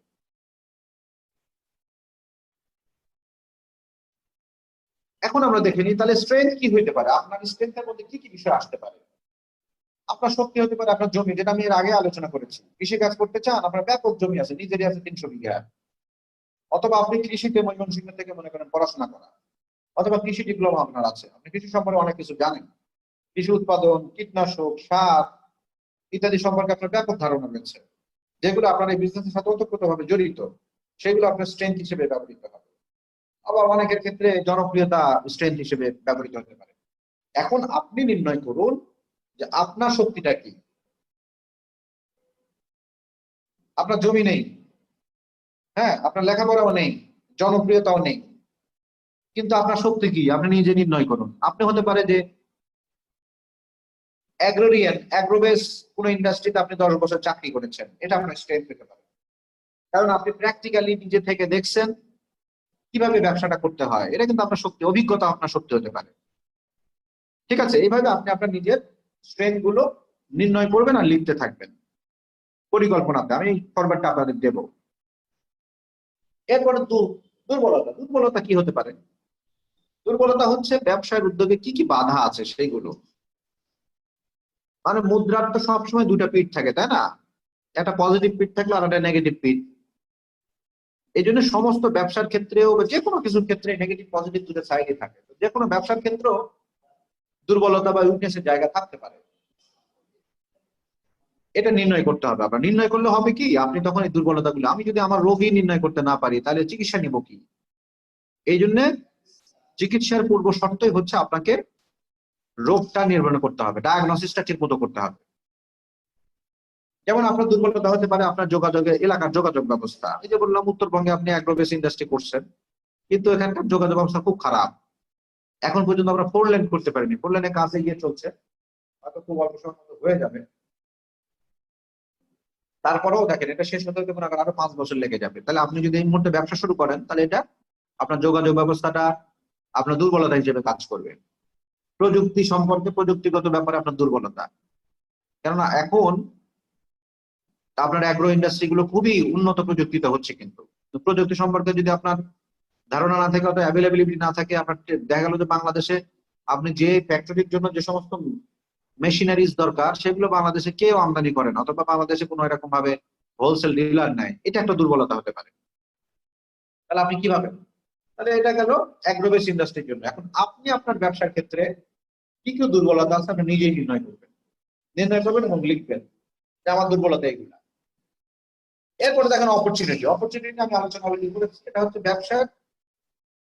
আপনি ব্যবসা কয়দিনের জন্য করবেন? একদিন, 1 বছর, 2 বছর, 3 বছর, তারপরে কি করবেন? এই ব্যবসা করবেন না।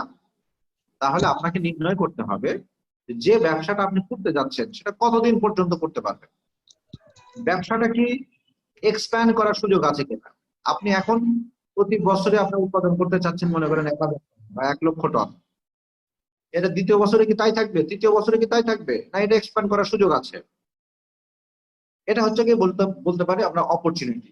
এখন আপনি আপনার ক্ষেত্রে আপনি অপরচুনিটি নির্ণয় করবেন। আইসিটি হোক, লেদার ইন্ডাস্ট্রি হোক, বুটিক হোক, এসএমই হোক, অথবা অ্যাগ্রোবেস ইন্ডাস্ট্রি হোক, সমস্ত ইন্ডাস্ট্রির ক্ষেত্রে আপনি চিন্তা করে দেখবেন যে আপনার এই ব্যবসা এক্সপ্যান্ড করার সুযোগ আছে কিনা। এক্সপ্যান্ড করার সুযোগ থাকলে বুঝতে হবে যে আপনার অপরচুনিটি আছে। এরপরে যেটা আছে সেটা খুবই ইম্পর্টেন্ট, এটা হচ্ছে ঝুঁকি।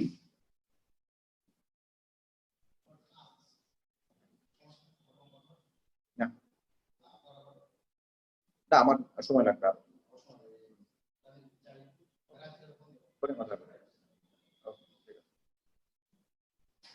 আচ্ছা, থ্রেটস বা ঝুঁকি। ভয় হলো ব্যবসায় কি কি ঝুঁকি থাকতে পারে, এটা নির্ণয় করাটা খুব জরুরি। আগেও বলেছি, বারবার রিপিট হয়ে যাবে।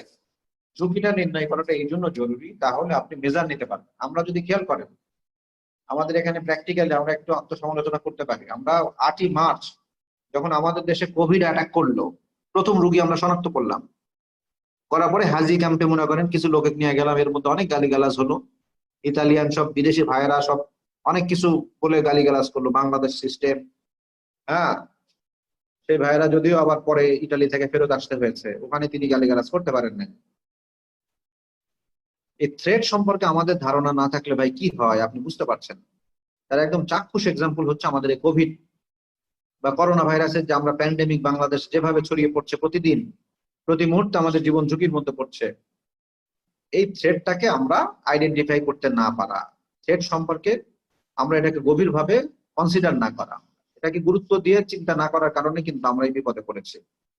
যখনই চায়না এবং আমেরিকা, ইউরোপে যখন আক্রান্ত হলো, তখন আমরা যদি এটা নিয়ে ভবিষ্যৎ পরিকল্পনা করতাম, এটাকে যদি থ্রেট হিসেবে চিহ্নিত করে ব্যবস্থা নিতাম, তাহলে কিন্তু আমাদের এই পর্যায়ে যেত না। এখন যে পর্যায়ে চলে গেছে, একদম আপাদমস্তক, পা থেকে মাথা পর্যন্ত, ঢাকা থেকে শুরু করে আপনার টেকনাফ, তেতুলিয়া, বান্দরবন, খাগড়াছড়ি, সব জায়গায় 2-2.5 লাখ পার হয়ে গেল মনে হয় ইনফেকশনের সংখ্যা। এই হচ্ছে থ্রেটটা, এই জন্য নির্ণয় করতে পারাটা খুবই জরুরি। আপনার বিজনেসের ক্ষেত্রে আপনার ঝুঁকিগুলো কি কি হতে পারে আপনি নির্ণয় করেন, আপনি লিখতে থাকেন যে এটা একটা ঝুঁকি, এটা একটা সমস্যা হতে পারে, এরকম ঘটনা যদি ঘটে তাহলে আমি কি করবো। হ্যাঁ, দেখবেন যে আপনার ঝুঁকি যদি থাকে, অর্থাৎ অসুখ হলে তো ভাই তার চিকিৎসা থাকে, তাই না? এখন যেরকম হচ্ছে করোনা ভাইরাস এসে গেছে, তার কিন্তু মনে করেন আমরা করছি, ভ্যাকসিন কিন্তু আবিষ্কারের চেষ্টা চলছে। কয়েকটা দেশ অলরেডি ঘোষণা দিয়েছে তারা তাদের ট্রায়ালে কিন্তু তারা সফল। যেমন সর্বপ্রথম হচ্ছে রাশিয়া, তারা হিউম্যান ট্রায়ালেও তারা 3টা স্তরে পূর্ণ করে ফেলেছে, হিউম্যান ট্রায়ালেও তারা 100% সফল তারা ঘোষণা করেছে। তাহলে আপনি যখনই আপনার প্রবলেম আইডেন্টিফাই করতে পারবেন, আপনার ঝুঁকি, থ্রেট, ভয় এগুলো যখন আইডেন্টিফাই করতে পারবেন, সেটার বিরুদ্ধে আপনি ব্যবস্থা নিতে পারবেন। আপনার অ্যান্টিবায়োটিক আপনি নিতে পারবেন, আপনার ইনজেকশন নিতে পারবেন। ব্যবসার ক্ষেত্রে আপনার ঝুঁকিগুলো কি কি, ভয়গুলো কি কি, এগুলো লিখুন। লিখলেই সেটা প্রতিকারের ব্যবস্থাটা আপনি অটোমেটিক্যালি পেয়ে যাবেন। এটা খুবই ইম্পর্টেন্ট। এই জন্য আপনার অপরচুনিটি, থ্রেটস, উইকনেস, হ্যাঁ, এবার স্ট্রেংথ সবগুলো লেখা থাকবে আপনার বিজনেস প্ল্যানে।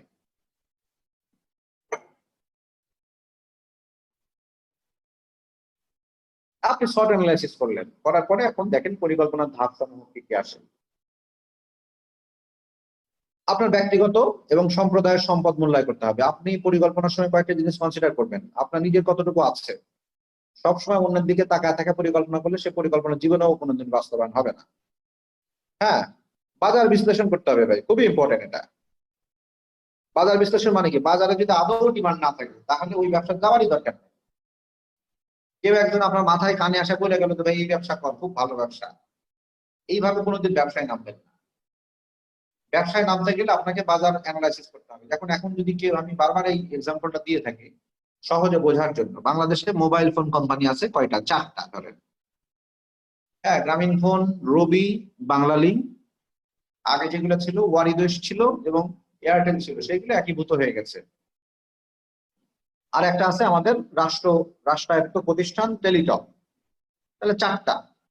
এখন যদি মনে করেন আপনার হাতে হঠাৎ করে ফাহিম সালের মতো, ফাহিম সালের তো মোবাইল কোম্পানি দেওয়ার মতো টাকা পয়সা হয়ে গিয়েছিল, সে কিন্তু দেখেন মোবাইল কোম্পানি দেয় নাই। হ্যাঁ, কারণ তিনি বাজার বিশ্লেষণ করে দেখেছেন যে এখানে মোবাইল ব্যবসা হবে না, কারণ আমাদের অলরেডি 12 থেকে 14 কোটি সিম বিক্রি হয়ে গেছে। অর্থাৎ কমপক্ষে এরকম ভাবে দেখা যায় যে প্রায় 8-9 কোটি লোক মোবাইল ব্যবহার করে। আর বাকিগুলো যদি আমরা নাবালক ধরি অথবা চরম বৃদ্ধ, বয়োবৃদ্ধ,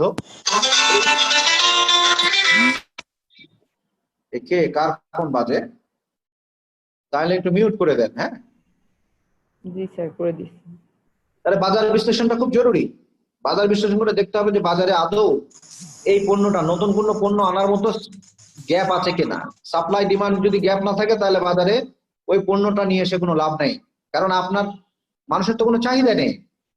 যে চাহিদা আছে সেটা তো এক্সিস্টিং বাজার সেটা এরকম ভাবে ফিল আপ করছে, তাহলে আপনার প্রোডাক্টটা খাবে কে? ঠিক আছে, এই জন্য বাজার বিশ্লেষণ খুব জরুরি। এরপরে হচ্ছে ব্যবসার জন্য লোকেশন ইজ ভেরি ইম্পর্টেন্ট। আপনি মনে করেন লোকেশন কিরকম ইম্পর্টেন্ট, আমি বলি, একটা এক্সাম্পল দিই। আপনি মনে করেন একটা ডিসপেন্সারি দিবেন, ডিসপেন্সারি কোথায় দিবেন? স্কুলের সামনে গিয়া? Definitely not. অথবা একটা পার্কের সামনে? অবশ্যই নয়। তাহলে আপনি যদি একটা ডিসপেন্সারি দিতে চান তাহলে আপনাকে হসপিটালের আশপাশে দিতে হবে, অথবা পুরো একটা কমিউনিটি যেখানে বিশাল অনেক লোকজন বসবাস করে, 5-6 হাজার লোক বসবাস করে, একটা কলোনির পাশে আপনি দেন। আদারওয়াইজ আপনার ওষুধ কেনার জন্য কোনো লোক খুঁজে পাবেন না। ঠিক আছে, যে ব্যবসায়ের জন্য লোকেশন ইজ ভেরি ইম্পর্টেন্ট। এরপরে দেখেন আর্থিক পরিকল্পনা পূরণ কিভাবে করবেন। এইগুলো সবগুলোই কিন্তু আমার বিজনেস প্ল্যানের অংশ। এগুলো প্রত্যেকটা বিজনেস প্ল্যান কিন্তু এগুলো অংশে বিভক্ত, সেগুলো আমি সংক্ষেপে আলোচনা করছি। আমরা যখন টেমপ্লেট নিয়ে আলোচনা করব তখন দেখবেন আপনার এই বর্তমান আলোচনার ডিসকাশন গুলো মাথার মধ্যে যদি থাকে তাহলে ওটা ইজিলি আপনি বুঝতে পারবেন এবং ইজিলি আপনি সেটা ফিল আপ করতে পারবেন। আর আপনি ওটা ফিল আপ করলেই দেখা যাবে যে একটা সুন্দর বিজনেস পরিকল্পনা, বিজনেস প্ল্যান ওটা তৈরি হয়ে যাবে। আর্থিক পরিকল্পনা বলতে আমরা কি বুঝছি? আপনি ইনভেস্টমেন্ট যেটা করতে চান সে টাকাগুলো কোত্থেকে আসবে, এটা হচ্ছে আর্থিক পরিকল্পনা। অর্থায়নটা কিভাবে হবে? আপনি কি জমি বিক্রি করবেন? আপনার বড় ভাই আমেরিকা থেকে, সে কিছু টাকা পাঠাবে? আপনি ব্যাংক থেকে লোন নেবেন? হ্যাঁ, অথবা আপনার ব্যাংকে সেভিংস আছে 10 লাখ টাকা, সেটা কাজে লাগাবেন? কোথায় থেকে কোন টাকাগুলো আসবে, কত টাকা আসবে, সেটার একটা প্ল্যানিং আপনাকে করতে হবে। এরপরে আসবে যে উৎপাদন পরিকল্পনা প্রস্তুতকরণ। উৎপাদন এটা খুব ইম্পর্টেন্ট। ম্যানুফ্যাকচারিং ইন্ডাস্ট্রির জন্য আপনার লাভ লোকসান everything depends on your production efficiency যদি না থাকে, উৎপাদন পরিকল্পনা যদি সুন্দর না হয়, এখানে যদি কোনো লুপ ফলস বা দুর্বলতা থাকে তাহলে কিন্তু সব শেষ। আপনি লাভ খুঁজে পাবেন না। আপনি অন্যান্য সব জায়গায় ভালো করছেন কিন্তু প্রোডাকশনে দেখা গেল আপনি মায়া খেয়ে যাচ্ছেন, তাহলে কিন্তু আপনার ব্যবসা লাঠে উঠবে। এই জন্য উৎপাদন পরিকল্পনা সুন্দরভাবে সাজাতে। উৎপাদন পরিকল্পনার গুরুত্বপূর্ণ অংশ হচ্ছে র ম্যাটেরিয়াল, প্রসেসিং, তারপর হচ্ছে ফিনিশ প্রোডাক্ট। এই 3টে স্টেজেই কিন্তু আপনাকে সুপরিকল্পিত ভাবে, র ম্যাটেরিয়াল যদি আপনি খুবই কম খরচে না নিয়ে আসতে পারেন, র ম্যাটেরিয়াল সংগ্রহ করতে যদি আপনার কস্টিংটা অনেক বেড়ে যায়, তাহলে বুঝতে হবে যে your production planning and production process is very costly, it's not efficient. এবং এফিশিয়েন্ট না হলে আপনি লাভ করতে পারবেন না। এরপরে হবে সাংগঠনিক। উৎপাদনও খুব সুন্দর করলেন, একদম দেখা গেলো যে আপনার যেটাকে বলে স্টোর হাউস অথবা মানে গোদাম ঘর, আপনি উৎপাদন করার পরে যে জায়গাটা রাখা হয়, স্টোরে রাখা হয় বিপণনের আগ পর্যন্ত, সেই কাজে সুন্দর করে উৎপাদন করে করে রেখে দিলেন, কিন্তু আপনার সাংগঠনিক পরিকল্পনা এবং পরিচালন পরিকল্পনা যদি সুন্দর না হয়, তাহলে প্রোডাক্ট গুলো ওই জায়গায় পড়ে থাকবে, মানুষের কাছে পৌঁছবে না। এই জন্য সাংগঠনিক পরিকল্পনা সুন্দরভাবে সাজাতে হবে। অর্থাৎ আপনার এই টোটাল কার্যক্রমকে আপনি সাংগঠনিক ভাবে কিভাবে পরিকল্পনা করবেন, কিভাবে পরিচালনা করবেন। আপনার আপনি চেয়ারম্যান, আপনার নিচে একজন এমডি আছে, তার নিচে কয়েকজন ডিএমডি থাকতে পারে অথবা ম্যানেজার থাকতে পারে। ম্যানেজারের মধ্যে কাজ ভাগ করে দিলেন, একজন হচ্ছে ফাইন্যান্স ম্যানেজার, আর একজন মার্কেটিং ম্যানেজার, আর একজন দেখা গেলো প্রোডাকশন ম্যানেজার, ঠিক আছে, আর একজন দেখা গেলো ম্যানেজার অ্যাডমিন। এইভাবে আপনি আপনার এই টোটাল পরিচালনা করে মানে সাংগঠনিক কাঠামোটা সুন্দরভাবে পরিকল্পনা করবেন এবং প্রত্যেকের কাজ আপনি নির্দিষ্ট করে দিবেন। সে তার কাজ নিয়েই শুধু ব্যস্ত থাকবে, তার কাজ নিয়ে তিনি চিন্তা করবেন, অন্যের কাজে হস্তক্ষেপ করবেন না, ঠিক আছে। এইভাবে সাংগঠনিক এবং পরিচালনা পরিকল্পনা প্রস্তুত করতে হবে। এগুলোই হচ্ছে পরিকল্পনার ধাপ। আমরা ডিটেলে চলে যাব কিছুক্ষণের মধ্যে। এখন সিম্পল, আমার মনে হয় এরপরে আর পরিকল্পনার গুরুত্ব নিয়ে আলাদাভাবে কিছু করতে পারি না, কারণ পরিকল্পনার গুরুত্ব এই জন্য প্রয়োজন যে ব্যবসা মতো একটা জিনিস, ইটস এ সিরিয়াস ম্যাটার, এটা কোনো জোক নয়, এটা কোনো জোকিং কোনো বিষয় নয়। এরকম একটা কাজ আপনাকে সুচিন্তিত ভাবে সুন্দরভাবে শুরু করা উচিত, কারণ ব্যবসার মধ্যে ঝুঁকি আছে। এই জন্যই তো ব্যবসা এবং সুদের মধ্যে পার্থক্য। সুদে কোনো ঝুঁকি নেই। দেখেন, বন্যা হয়েছে, আপনার কোভিড-19 অ্যাটাক করে মনে করেন 4 মাস কি খারাপ অবস্থা, 5 মাস আমাদের ইকোনমি। কিন্তু দেখেন ব্যাংকে যারা টাকা রাখছে কোটি কোটি টাকা, তাদের সুদের কি কোনো ইয়ে আছে, ঘাটতি আছে? সুদ দিবে না এরকম কোনো ডিক্লারেশন আছে ব্যাংক থেকে? অর্থাৎ আপনার সেভিংস এর এগেনস্টে যে সুদ, সেটা কিন্তু ব্যাংকে দিতেই হবে যেখান থেকেই পারো। কিন্তু ব্যবসা দেখেন, ব্যবসা সবার লাঠে উঠছে। আপনি দেখেন বড় বড় শপিং মলে গেলেন, ব্যবসায়ী চোখ মুখের দিকে তাকানো যায় না। হ্যাঁ, একটা মরা মানে বেঁচে থেকেই তারা মরে গেছে, এরকম একটা অবস্থা। কেন 4টা 5টা মাস তাদের ভাড়া দিতে হয়েছে, অথচ একটা প্রোডাক্ট বিক্রি হয় নাই, দোকান খুলতেই পারে নাই। হ্যাঁ, ব্যবসায় ঝুঁকি থাকে। পরিকল্পনা অনেক সময় এই ঝুঁকিগুলোকে কমিয়ে দিতে পারে। হ্যাঁ, পরিকল্পনা আপনার প্রোডাকশন কস্ট কমায় দিবে। পরিকল্পনা দেখা যাবে যে আপনার হিউম্যান রিসোর্স যেগুলো আছে সেগুলোকে সঠিকভাবে ব্যবহার করতে পারবে। এগুলোই হচ্ছে পরিকল্পনার গুরুত্ব। পরিকল্পনা এই জন্য করতে হবে। হ্যাঁ, পরিকল্পনার মাধ্যমে আপনি আপনার ব্যবসার প্রচার প্রসারণা খুব ভালোভাবে করতে পারবেন। অ্যাডভার্টাইজমেন্ট অথবা ডিস্ট্রিবিউশন এইগুলো সঠিকভাবে করতে পারবেন। মানুষের দোরগোড়ায় আপনার পণ্যটা সঠিকভাবে পৌঁছাইতে পারবেন পরিকল্পনার মাধ্যমে। এইগুলো হচ্ছে ব্যবসার যেহেতু প্রাণ, ব্যবসার জন্য সবচেয়ে গুরুত্বপূর্ণ বিষয়, এইগুলোই সুন্দরভাবে পরিকল্পনা আপনাকে করতে হবে। এটাই হচ্ছে পরিকল্পনার গুরুত্ব। পরিকল্পনা ছাড়া আপনি 1 লাখ 2 লাখ টাকার ব্যবসা করতে পারেন, কিন্তু লক্ষ লক্ষ টাকার ব্যবসা আপনি পরিকল্পনা ছাড়া করতে পারবেন না, কোনোদিনও সম্ভব নয়। এই জন্য পরিকল্পনার কোনো বিকল্প নেই। আচ্ছা, এখন ব্যবসা করতে গেলে তো, ব্যবসা তো খেয়াল করেন, ব্যবসা কিন্তু একটা সাংগঠনিক বিষয়। ব্যবসার সাথে অনেকেই জড়িত। ব্যবসা সিম্পল 2টা জিনিস আমরা যদি হিসাব করি, 3টা জিনিস তো কমপক্ষে লাগে। একটা হচ্ছে মহাজন লাগবে, আপনি যদি ট্রেডিং বিজনেস করেন মহাজন লাগবে, আপনি নিজে আছেন, আমার কাস্টমার লাগবে, তাহলে 3টা জিনিস হয়ে গেল। এখন 3টা জায়গায় 3টা রোল, 3টা এন্ডে 3টা এন্টিটির 3 রকম রোল আছে এখানে। একটা হচ্ছে ব্যাকওয়ার্ড লিঙ্কেজ আর একটা ফরওয়ার্ড লিঙ্কেজ, মাঝখানে কিন্তু আপনি প্রসেসর। হ্যাঁ, you are the leader, you are the entity. এই জন্য ব্যবসা একটা সংগঠন। ব্যবসা যখন যে কোনো উদ্যোগ নিতে গেলে আপনার এর একটা it's kind of structure, organisation. Organise করতে হয় বিজনেস। এই টোটাল 3টা জিনিসকে আপনাকে অর্গানাইজ করে কাজ করতে হবে। এই জন্য এটাকে বলা হয় উদ্যোগ সংগঠন।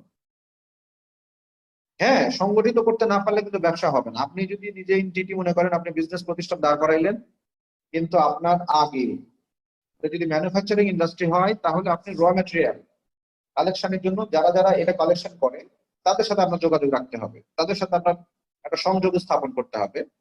আবার আপনি উৎপাদন করার পরে কনজিউমার যারা আছে, আপনার প্রোডাক্ট বা সেবা, পণ্য বা সেবা যারা ভোগ করবে, তাদের সাথে আপনার একটা সংযোগ স্থাপন করতে হবে। তাহলে এই 3টা জিনিস মিলে কিন্তু একটা অর্গানাইজেশন হয়ে যাচ্ছে। অর্গানাইজড ওয়েতে আপনাকে কাজ করতে হবে।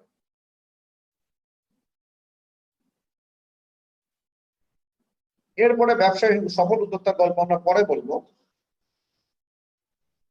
এই গল্পটা হয়তো অনেকেই জানেন।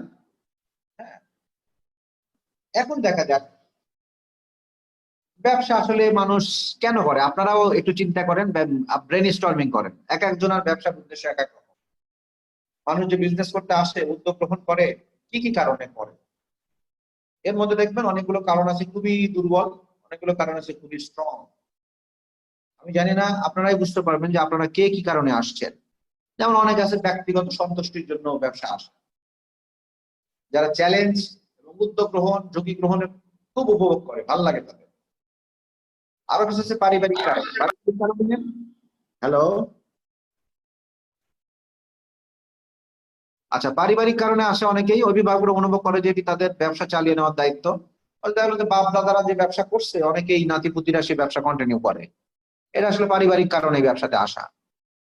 আবার অনেকেই মনে আছেন, দেখবেন বিশ্ববিদ্যালয় থেকেই, আপনিও হয়তো আপনার খেয়াল করবেন, আপনার বন্ধু বান্ধবদের মধ্যে কেউ একটু অন্য টাইপের ছিল। পড়াশোনার যখন করতো তখন থেকেই তাদের চিন্তা চেতনা মানসিকতা একটু ডিফারেন্ট ছিল। তারা স্বাধীনতা শক্তি, অর্থাৎ কোনো কিছুর মালিক হতে চায়, চাকর হতে চায় না। হ্যাঁ, এটা কিন্তু দেখছি, খেয়াল করছি আমি আমার ইউনিভার্সিটি লাইফেও দেখছি যে কিছু কিছু বন্ধু বান্ধব ছিল, তারা ওই চাকরি বাকরি নিয়ে খুব বেশি সিরিয়াস ছিল না। তখন থেকেই দেখতাম বিভিন্ন উদ্যোগের সাথে তারা জড়িত। ছোটখাটো ব্যবসা, share market, buying house, garments industry, ঝুট ব্যবসা, অনেককেই এরকম কাজ করতে দেখেছে, এবং তারা এখন মিলিয়নিয়ার বাংলাদেশে। এইগুলো কারণে ব্যক্তিগত প্যাশন থেকে, যে আমি ইন্ডিপেন্ডেন্ট থাকবো, আমি কারো অধীনে চাকরি করব না, বরং চাকরি দেব, এইরকম মানসিকতারও কিছু লোকজন থাকে। তারাও কিন্তু ব্যবসা আসে তখন এই ব্যক্তিগত স্বাধীনতা শক্তি ইত্যাদি অর্জনের জন্য। সামাজিক কর্ম, অনেকে দেখেন সামাজিক কর্মকলাপ কার্যক্রম পছন্দ করেন, যে এখানে অনেক মানুষের যেহেতু কার্যক্রম, ব্যবসা করতে গেলে অনেক মানুষের সাথে একটা সংযোগ স্থাপন করেই কাজ করতে হয়, এই কারণে অনেকে আসতে পারে। কিন্তু কমন যে প্রত্যাশা সেটা হচ্ছে মুনাফা। সবাই ব্যবসা আসে লাভ করার জন্য, ধনী হওয়ার সর্বোত্তম উপায় হিসেবে ব্যবসায় আসে। ইদানিং অবশ্যই ব্যবসার মধ্যে বাটপারও ঢুকে গেছে। এনিওয়ে, সেটা এক্সেপশনাল কেস, কিন্তু in most of the cases দেখা যায় এগুলোর কারণে আসলে মানুষ ব্যবসা আসে। ব্যবসা প্রতিষ্ঠান, ব্যবসা বাণিজ্য শুরু করতে গেলে আপনাকে ফর্মালি করতে হয়। ন্যূনতম আপনাকে কি করতে হবে বলেন? একটা অনুমতি নিতে হয় রাষ্ট্রের কাছ থেকে। ব্যবসা করতে গেলে একটা অনুমতি নিতে হয়। ব্যবসা প্রতিষ্ঠান দাঁড় করাতে গেলে আমাদের জানতে হবে যে প্রতিষ্ঠান আসলে কত প্রকার, কোন কোন উপায়ে আমরা ব্যবসা শুরু করতে পারি। ব্যক্তিগত পর্যায়ে থেকে করতে পারি, একাধিক মানুষ মিলে আমরা ব্যবসা শুরু করতে পারি, অথবা কোনো সরকারি আইনগত আইনের সাথে ভিত্তি করে একটা কোম্পানি গঠনের মাধ্যমে আমরা ব্যবসা করতে পারি। হ্যাঁ, ব্যবসা অনেকভাবে করা যায়। কি কিভাবে করা যায়? ব্যবসায়িক সংগঠন কয় রকম হতে পারে? নরমালি আমরা হিসাব নিকাশ করি যে একক মালিকানাধীন ব্যবসা হতে পারে, সেটাকে আমরা সাধারণত বলি হচ্ছে প্রোপাইটারশিপ। এরপরে একাধিক ব্যক্তি নিয়ে, দেখা গেল আপনার বন্ধু বান্ধব, আপনিও ভালো মানুষ, আপনি দেখলেন যে আপনার খুবই ক্লোজ ফ্রেন্ড আছে, তারও মানসিকতা আপনার মতোই, সেও ব্যবসা করতে চায়, তাহলে এটা হতে পারে পার্টনারশিপ বিজনেস। অথবা হতে পারে, অনেক ক্ষেত্রে দেখা যায়, যেমন মনে করেন আপনার বসুন্ধরা গ্রুপ, আকিস গ্রুপ, তারপরে দেখেন স্কয়ার গ্রুপ, এটা দেখবেন যে পরিবারের সব সদস্য নিয়ে কোম্পানি গঠন করে দেখবেন। হ্যাঁ, যেটাকে কোম্পানি লিমিটেড কোম্পানি বলা হয়। স্কয়ার লিমিটেড কোম্পানি, আকিস লিমিটেড কোম্পানি, আকিস কোম্পানি লিমিটেড, হ্যাঁ এরকম, আকিস বিডি লিমিটেড, হ্যাঁ আকিস ফার্নিচার লিমিটেড, ওটা কোম্পানি গঠনের মাধ্যমে এটা আইনগত ভাবে একটা এন্টিটি তৈরি হয়। এই যে যেটা নিয়ে এখন আলোচনা আছে, যে ব্যবসায়ী প্রতিষ্ঠানের প্রকারভেদ মূলত তিন প্রকারের হয়। একক বা একক মালিকানা, সাধারণত এক ব্যক্তি দ্বারা পরিচালিত হয়। পার্টনারশিপ হলে দুই বা ততোধিক সংঘবদ্ধ ব্যক্তি মিলে পার্টনারশিপ ব্যবসা করা যায়, অংশীদারি ব্যবসা করা যায়। পার্টনারশিপের মানে হচ্ছে অংশীদারি বিজনেস। এছাড়া কর্পোরেশন, কর্পোরেশন মানে corporation is a kind of body, হ্যাঁ, which is a legal body in fact. এটা একটা সিঙ্গেল এন্টিটি হিসেবে রূপায়িত। এর মধ্যে অনেক কিছু আছে। একটা কোম্পানি যখন আপনি বলবেন কোম্পানি মানে একটা চিত্র ফুটে ওঠে, কিন্তু এর মধ্যে অনেক কিছু উপাদান আছে। কোম্পানির মধ্যে মালিক পক্ষ থাকে, কর্মচারী পক্ষ থাকে, ঠিক আছে, অনেক কর্মচারী আছে, কিন্তু এন্টিটি হিসেবে সিঙ্গেল একটা এন্টিটি, এবং এটা আইনের কাছে আইনগত ভাবে দায়বদ্ধ, আইনগত ক্ষমতাও এর আছে, আইনের দ্বারা এটা কন্ট্রোলও হয়। আমরা এই পার্থক্যগুলো যাই, দেখবেন যে তিন ধরনের বিজনেস প্রতিষ্ঠানের মধ্যে সুযোগ সুবিধা, এবং গঠন ইত্যাদি নিয়ে কেমন হয় দেখা যায়। দেখেন, একক মালিকানা বা একক বিজনেস যদি আপনি করতে চান, তাহলে এখানে কিছু সুবিধা আছে। সুবিধা হচ্ছে সহজ এবং কম খরচ, কারণ এখানে কেউ নেই, আপনি একাই। এখানে অধিক মুনাফা হয়, অর্থাৎ যা মুনাফা হয় সবই তো আপনি একাই পান, এই জন্য এখানে মুনাফার পরিমাণ বেশি থাকে। এটা স্বাধীন, কারণ আপনারা আগে পরে কেউ নেই, আপনি নিজেই, এই জন্য আপনি স্বাধীন।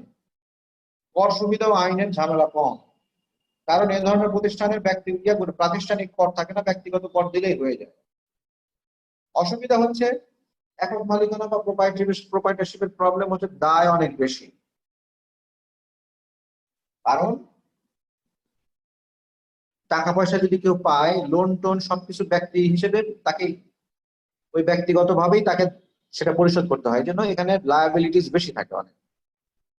স্থায়িত্ব কম হয়, কারণ মনে করেন আপনি শুরু করলেন একটা মুদির দোকান, মুদির দোকানের প্রোপাইটারশিপ হয়, শুরু করার পরে দেখলেন 1 বছর পরে দেখলেন যে আপনার বিজনেসের লস, দ্বিতীয় বছরে গিয়ে দেখলেন যে অর্ধেক নেয়, তৃতীয় বছরে দেখলেন যে আপনি দেউলিয়া, এরকম হতে পারে। এই কারণেও হতে পারে, অথবা দেখা গেল যে আপনার বিজনেসটা খুব ভালো হচ্ছে, মুদির দোকান, বাবা সামনের বছরে দেখা গেলো যে বিশাল ব্যাপার, আপনি প্রায় 100% প্রফিট করে ফেলছেন, ঠিক আছে। পরের বছরে দেখা গেলো আরো প্রফিট করলেন, তখন দেখবেন যে আপনি আপনার একাই ব্যবসা সামলাতে পারতেছেন না, তখন বলবেন যে হয় এটা কোম্পানি করবেন, না হলে পার্টনারশিপে যাবেন, বন্ধু বান্ধব বা অন্য কাউকে নিবেন সাথে। কারণ পজিটিভ কারণেও তাহলে আপনার এই ব্যবসাটা, মানে একক মালিকানাধীন ব্যবসাটা আসলে কম স্থায়িত্ব সম্পন্ন হয়। এছাড়া ঋণ সুবিধা কম থাকে, হ্যাঁ, কারণ একজন ব্যক্তিকে ঋণ দিলে প্রবলেম হচ্ছে ব্যক্তি পালা চলে যেতে পারে, দুবাইয়ের টিকিট কেটে মনে করেন চলে গেল দুবাই, যে মনে করেন ঋণের টাকা নিয়ে সে মজা মারতেছে, হ্যাঁ, এরকম মারার সম্ভাবনা থাকে। কিন্তু একক মালিকানাতে ঋণ পাওয়া যায় না। ব্যবসায়িক দক্ষতা কম হয়, কারণ একজন মানুষের বুদ্ধি দিয়ে ব্যবসা বাণিজ্য চালানো। এখানে যদি 2 বা ততোধিক ব্যক্তি হয়, 2 বা ততোধিকের জ্ঞান সবসময় একজনের চেয়ে বেশি। এই জন্য তো চাইনিজ একটা প্রবাদ আছে, হ্যাঁ, 2 minds are always better than 1। আমরা ইংলিশে বলি 2 heads are better than 1, যে 2জন মানুষের মাথা একজনের চেয়ে সবসময় শক্তিশালী। তাই ব্যবসায়িক দক্ষতা এখানে কম্পারেটিভলি কম থাকে। এবার আমরা দেখে নিই পার্টনারশিপে কি কি বিষয় থাকে। পার্টনারশিপের ক্ষেত্রেও এই ব্যক্তি মালিকানার মতোই সহজে সংগঠিত হওয়া যায়, অধিক মূলধন ও ঋণ সুবিধা পাওয়া যায়, বেশি মুনাফা হয়, কারণ এখানে 1 বা 2জন থাকে মাত্র। ব্যবসায়িক দক্ষতা বেশি, কারণ 2জন মানুষ থাকলে 2জনের দক্ষতা একজনের চেয়ে অবশ্যই বেশি হবে। অসুবিধা হচ্ছে এখানে দায় বেশি, সেম প্রোপাইটারশিপের মতো। কম স্থায়িত্ব হয়, কম স্থায়িত্বের এখানে কারণটা অন্যরকম। কম স্থায়িত্ব কম অন্যরকম এই জন্য যে পার্টনারশিপ বিজনেসে যদি লাভও বেশি হয়, তাহলে অনেক সময় দেখা যায় যে বন্ধুদের মধ্যে, পার্টনারদের মধ্যে কনফ্লিক্ট অফ ইন্টারেস্ট তৈরি হয়। হ্যাঁ, ব্যবসা বাণিজ্যে তো সবাই সময় 100% সমান সময় দিতে পারে না। জন্য একটা সরকারি প্রতিষ্ঠান রয়েছে, নাম হচ্ছে RJSC, register of joint stock companies. হ্যাঁ, সেটা হচ্ছে এই কোম্পানিগুলো তৈরি হয়, এক বা একাধিক মালিক থাকে, কিন্তু এটা এনটিটি এবং এটা সরকারি একটা সুনির্দিষ্ট আইনের আওতায় এটা হয়। কোম্পানি অ্যাক্ট 1994 এর আওতায় রেজিস্ট্রেশন করতে হয় এবং সুনির্দিষ্ট নীতিমালা রয়েছে। প্রথমে নেম ক্লিয়ারেন্স করতে হয়। নেম ক্লিয়ারেন্স অর্থাৎ যে আপনার সুন্দর একটা নাম আপনি চুজ করেছেন, কিন্তু দেখা গেল এই নামে আরো প্রতিষ্ঠান অলরেডি রেজিস্টার্ড করা, তাহলে এটা আপনি রেজিস্ট্রেশন করতে পারবেন না। এইভাবে প্রথমে নেম ক্লিয়ারেন্স নিতে হয়। নেম ক্লিয়ারেন্স নেওয়ার পরে সেই নেম ক্লিয়ারেন্স দিয়ে আপনার রেজিস্ট্রেশনের আবেদন করতে হয়। আবেদন করলে কিছু জিনিসপত্র, memorandum of association, article of association, এগুলো জমা দিতে হয়। যাই হোক, কর্পোরেশন কেন করবেন, এখানে সুযোগ সুবিধা কি কি, অসুবিধা কি কি, এগুলো নিয়ে আলোচনা করা যাক। কর্পোরেশনের দায় সীমিত, যেহেতু আইনগত একটা প্রতিষ্ঠান, আইনই এখানে আপনার রক্ষা কবচ হিসেবে কাজ করে। এই জন্য লায়াবিলিটিস বা রেসপন্সিবিলিটিস হচ্ছে লিমিটেড। আমরা বলি না যে কোম্পানি হলে কি হয়, লিমিটেড শব্দটা ব্যবহার করতে পারি, কিন্তু কোম্পানি ছাড়া পার্টনারশিপ বলেন আর একক মালিকানায় কোনো প্রতিষ্ঠানের আগে কিন্তু পরে লিমিটেড ব্যবহার করতে পারবেন না। এটা একটা কারণ। এরপরে আছে দেখেন অধিক মূলধন পাওয়া যায়। আপনার কোম্পানির দেখেন এই যত বড় বড় ব্যাংকের বড় বড় লোন, এটা কোনো ব্যক্তিকে দেওয়া হয় না, কিন্তু প্রতিষ্ঠানকে দেয়। হ্যাঁ, 5,000 কোটি টাকা এক প্রতিষ্ঠানকে লোন দিয়ে দিছে, সে লোন নিয়ে পালায় চলে গেছে ধরেন, সেটা অন্য কেস, কিন্তু 5,000 কোটি টাকাও লোন দিছে, এটা একটা আশ্চর্যজনক একটা ব্যাপার না? এটা প্রতিষ্ঠানকেই দেয় শুধু, হ্যাঁ, ব্যক্তিকে দেয় না।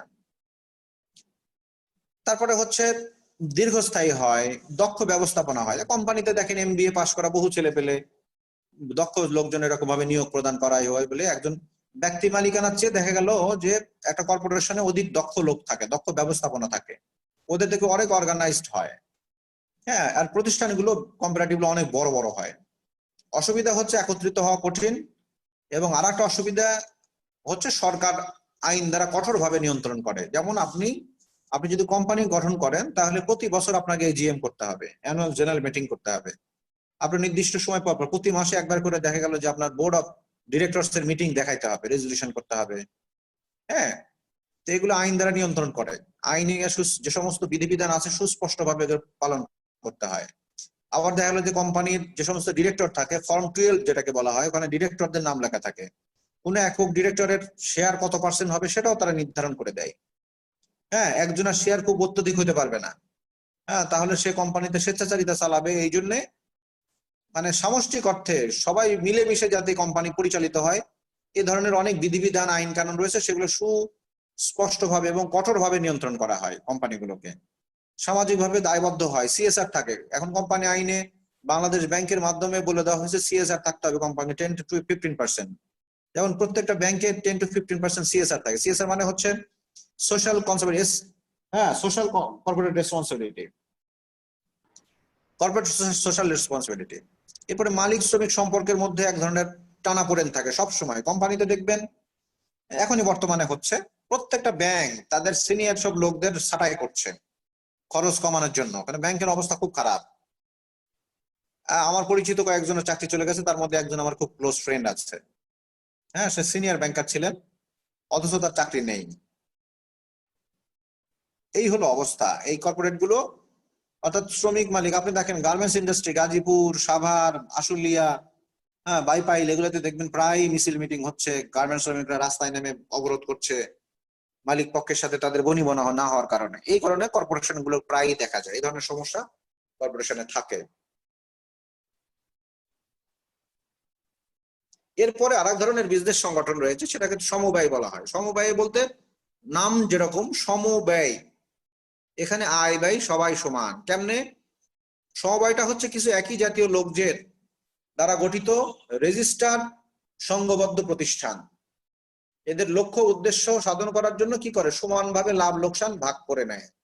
এদের কন্ট্রিবিউশনও সেম থাকে, লাভ লোকসানও সমান সমান পায়। এটা সমবায় আমাদের উদ্দেশ্য নয়। সমবায়টা দেখবেন কৃষকদের সমবায় হয়, তারপরে দেখবেন একটা বাজারের মালিকদের সমবায় হয়, বাজার মালিক বণিক সমিতি, সমবায় সমিতি।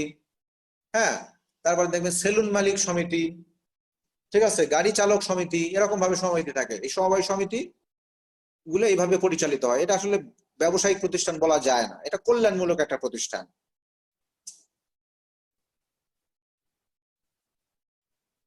এখানে কিছু বেসিক প্রিন্সিপালের কথা বলা হয়েছে যে আপনার উদ্যোগী হতে গেলে কি কি দরকার পড়বে আপনার ভিতরে। উদ্যোক্তা হতে গেলে যে জিনিসগুলো প্রয়োজন পড়ে, উদ্যোক্তা আসলে বানানো যায় না। আমি দৃঢ়ভাবে বিশ্বাস করি থ্রু ট্রেনিং আমি কাউকে উদ্যোক্তা বানাতে পারবো না। উদ্যোক্তা বলে না যে leader is born, leader cannot be made. যদিও এটা নিয়ে ডিবেট রয়েছে, অনেকদেরকে লিডারশিপ, তবে ঘষে মেজে প্রশিক্ষণ দিয়ে লিডার বানানো সম্ভব। হ্যাঁ, আবার অনেকে বলে, অনেক ধরনের থিওরি আছে আর কি। তো উদ্যোগী আর উদ্যোক্তা বানানো যায় না। উদ্যোক্তা যে হবে সে যদি নাও বুঝতে পারে, ঘুমন্ত অবস্থায় থাকলেও তার মধ্যে উদ্যোক্তা একজন থাকতে হবে। আদারওয়াইজ উদ্যোক্তা কাউকে প্রশিক্ষণ দিয়ে বানানো যায় না। যদি বানানো যেত ভাই, তাহলে ইউনিভার্সিটি লাইফে ইউনিভার্সিটির মধ্যেই একটা ডিসিপ্লিন, একটা বিভাগ তৈরি হতো। হ্যাঁ, entrepreneurship department, entrepreneurship development department তৈরি হতো বিশ্ববিদ্যালয়ে, যেখানে প্রশিক্ষণের মাধ্যমে উদ্যোক্তা বানায় ছেড়ে দিত। কিন্তু আমার জানা মতে পৃথিবীতে এরকম কোনো ডিপার্টমেন্ট নাই, ডিসিপ্লিন নাই বিশ্ববিদ্যালয়ে যে এন্টারপ্রেনারশিপ ক্রিয়েশনের জন্য কোনো ডিপার্টমেন্ট আছে। কারণ প্রশিক্ষণ দিয়ে বা ট্রেনিং দিয়ে বা লেখাপড়া শিখে উদ্যোক্তা বানানো যায় না। উদ্যোক্তা হচ্ছে ভিতরের প্যাশন। হ্যাঁ, ফুটবলারকে মানে খেয়াল করেন, ফুটবল মানে কোন বিশ্ববিদ্যালয়ে কি ফুটবলার বানানোর কোনো সাবজেক্ট আছে? নেই। কিন্তু ফুটবলার যে হতে চাইবে তার ভিতরের প্যাশন থাকবে, সে তখন যে তার স্কিল ডেভেলপমেন্টের জন্য প্রশিক্ষণ নেবে। আমরাও দৃঢ়ভাবে বিশ্বাস করি যারা এখানে এসছেন তাদের ভিতরে উদ্যোক্তা অবশ্যই রয়েছে। সে উদ্যোক্তা ঘুমন্ত রয়েছে, হ্যাঁ, অথবা এরকম ভাবে ডরমেন্ট অবস্থায় আছে। আমাদের কাজ হচ্ছে সেই উদ্যোক্তা, আপনার ভিতরে উদ্যোক্তা যে সত্তা রয়েছে সেটাকে জাগ্রত করা, সেটাকে পরিশীলিত করা। আপনি ব্যবসা বাণিজ্য কিভাবে করবেন এই সমস্ত আলোচনা বা জ্ঞান অর্জন, কিছু জ্ঞান অর্জন করতে পারলেই আপনার দেখবেন আপনার ভিতরে উদ্যোগী মনটা জেগে উঠবে। হ্যাঁ, অনেক সময় হয় কি অজ্ঞানতার কারণে, হ্যাঁ, ল্যাক অফ নলেজের কারণে কোনো উদ্যোগ নিতে মানুষ ভয় পেতে পারে। এই জন্য আমরা প্রশিক্ষণটা নিয়েছি বেসিক্যালি আপনার ভিতরে যে উদ্যোক্তাটা রয়েছে সেটাকে আরো শক্তিশালী করা, হ্যাঁ, এটাকে এনলাইটেন করা, এটাকে আরো পরিশীলিত করা, যাতে আপনি আপনার এই উদ্যোগী মন নিয়ে যদি কনফিউশনে থাকেন, কনফিউশন দূর হয়ে যাবে। আপনি তখন দ্বিগুণ উদ্যমে, হ্যাঁ, আপনার উদ্যোগ আপনি গ্রহণ করতে পারবেন। তো দেখা যাক উদ্যোক্তা হওয়ার জন্য কি কি প্রয়োজন। উদ্যোগী হতে হলে আর্থিক বিষয়ে দক্ষতা থাকা খুব জরুরি। বাজার সম্পর্কে ধারণা থাকতে হবে। বাজারের 4-5টা এলিমেন্টের মধ্যে একটা হচ্ছে product, pricing, place and promotion. এগুলো সবগুলো বাজারের উপাদান, এগুলো সম্পর্কে একটু বেসিক ধারণা রাখতে হবে। ব্যবস্থাপনার দক্ষতা, আপনি লেখাপড়া জানেন না জানেন, পৃথিবীর কিন্তু মানে পড়াশোনা করে কেউ ব্যবস্থাপক হয় না।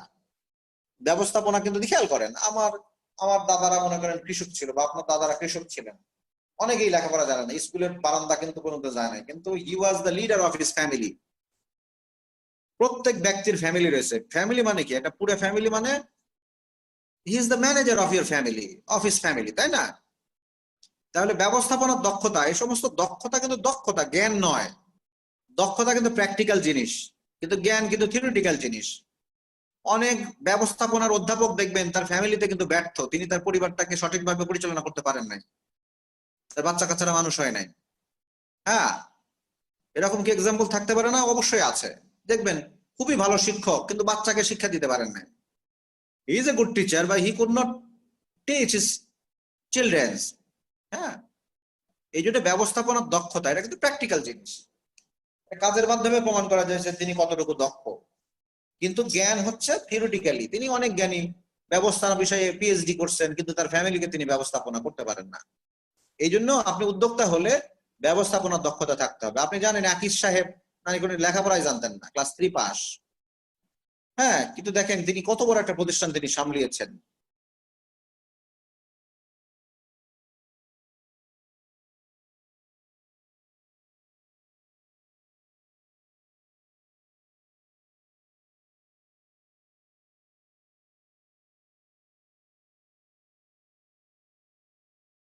মানে কোনো কারো আন্ডারে চাকরি করবে না, বরং আপনার আন্ডারে মানুষ চাকরি করবে। সেই সমস্ত লোককে আপনার কি করতে হবে? ম্যানেজ করতে হবে, পরিচালিত করতে হবে, গভর্ন করতে হবে। এছাড়া তাকে সিদ্ধান্ত নেওয়ার ক্ষমতা থাকতে হবে। সবচেয়ে বড় ইম্পর্টেন্ট মানে কোয়ালিটি হচ্ছে উদ্যোক্তার ডিসিশন মেকিং। আপনাকে সিদ্ধান্ত নেওয়ার ক্ষমতা থাকতে হবে, তাহলে আপনি উদ্যোগী হতে পারবেন। এবং আপনারা যেহেতু সিদ্ধান্ত নিয়েই অলরেডি এসছেন, আমাদের সাথে যুক্ত হয়েছেন, আমাদের সাথে প্রশিক্ষণ নিচ্ছেন, এতে আমরা সহজেই অনুমান করতে পারি যে আপনার এই 4টা কোয়ালিটি সবই আপনাদের মধ্যে রয়েছে।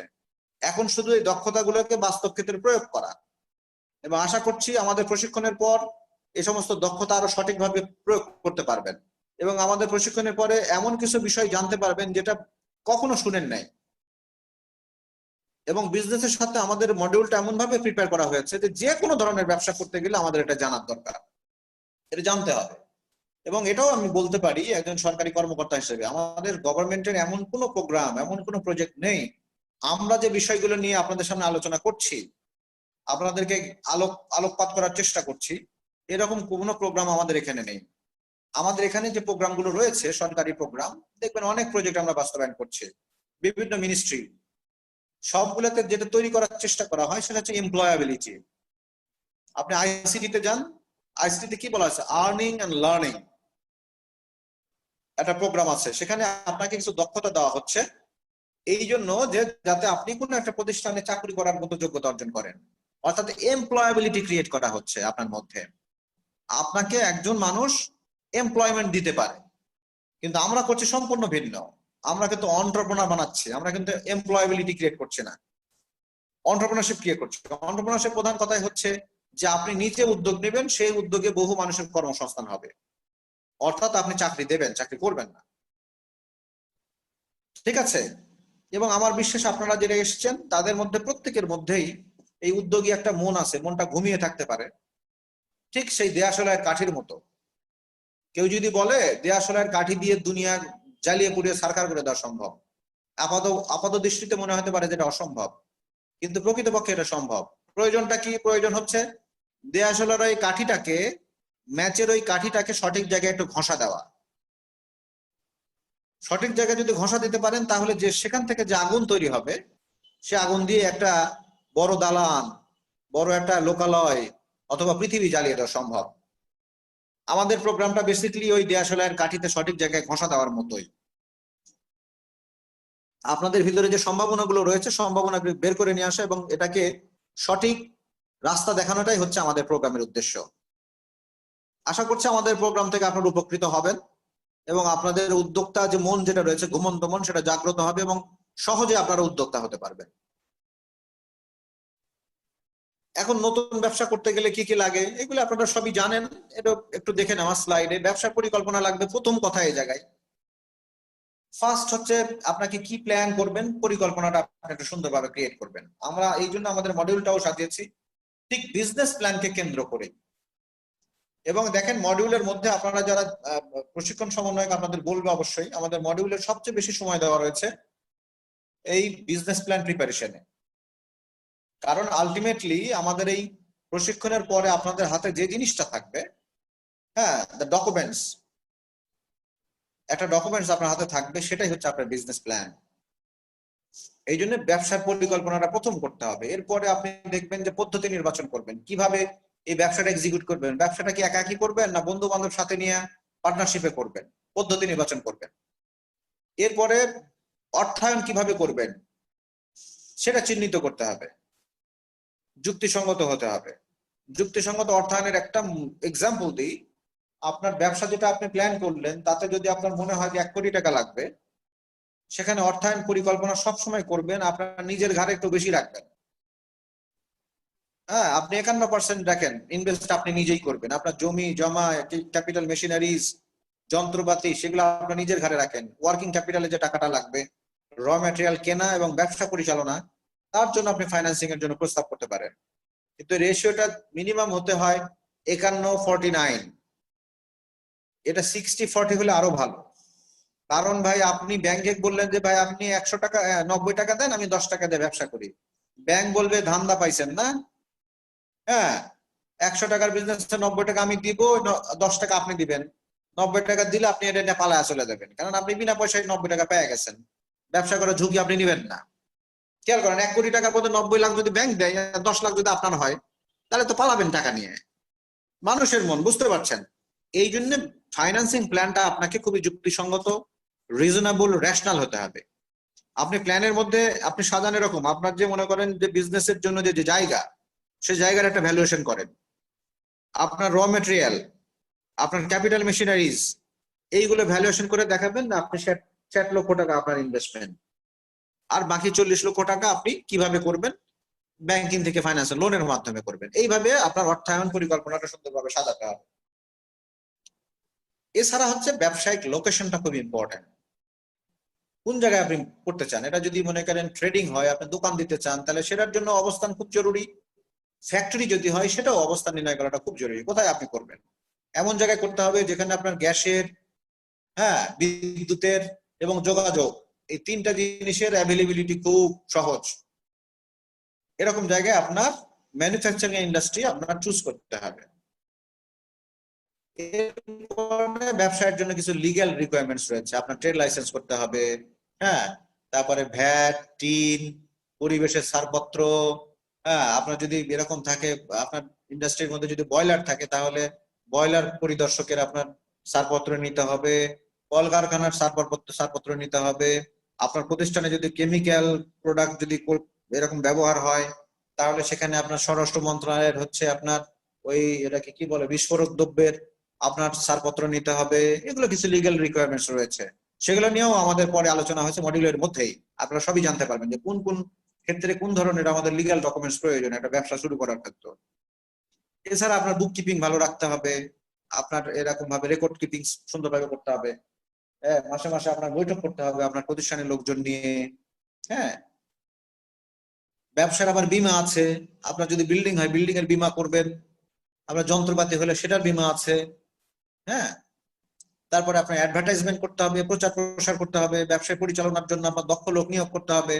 এই সবগুলোই হচ্ছে আপনার নতুন ব্যবসা করার জন্য জরুরি প্রয়োজন পড়বে।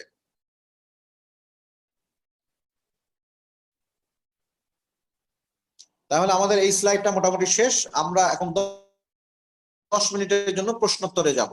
এরপরে আমরা এটা প্র্যাকটিক্যাল একটা স্লাইড আমরা দেখাবো, যাতে আপনারা বুঝতে পারেন আপনাদের সামনে যে আলোচনাগুলো করলাম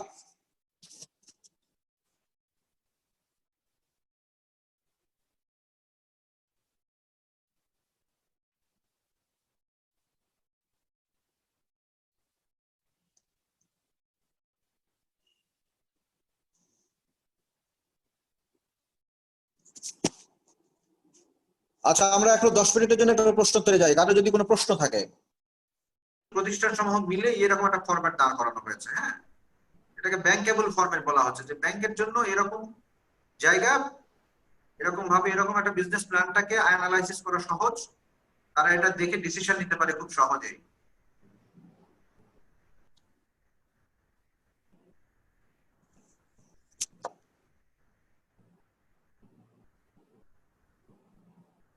আমাকে মনে হয় শুনতে পাচ্ছেন না, আমি একটু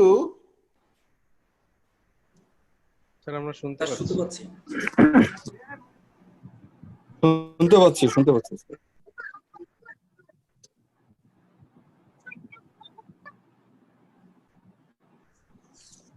কি শোনা যায়? জি স্যার। জি স্যার, শোনা যায় স্যার। What is this?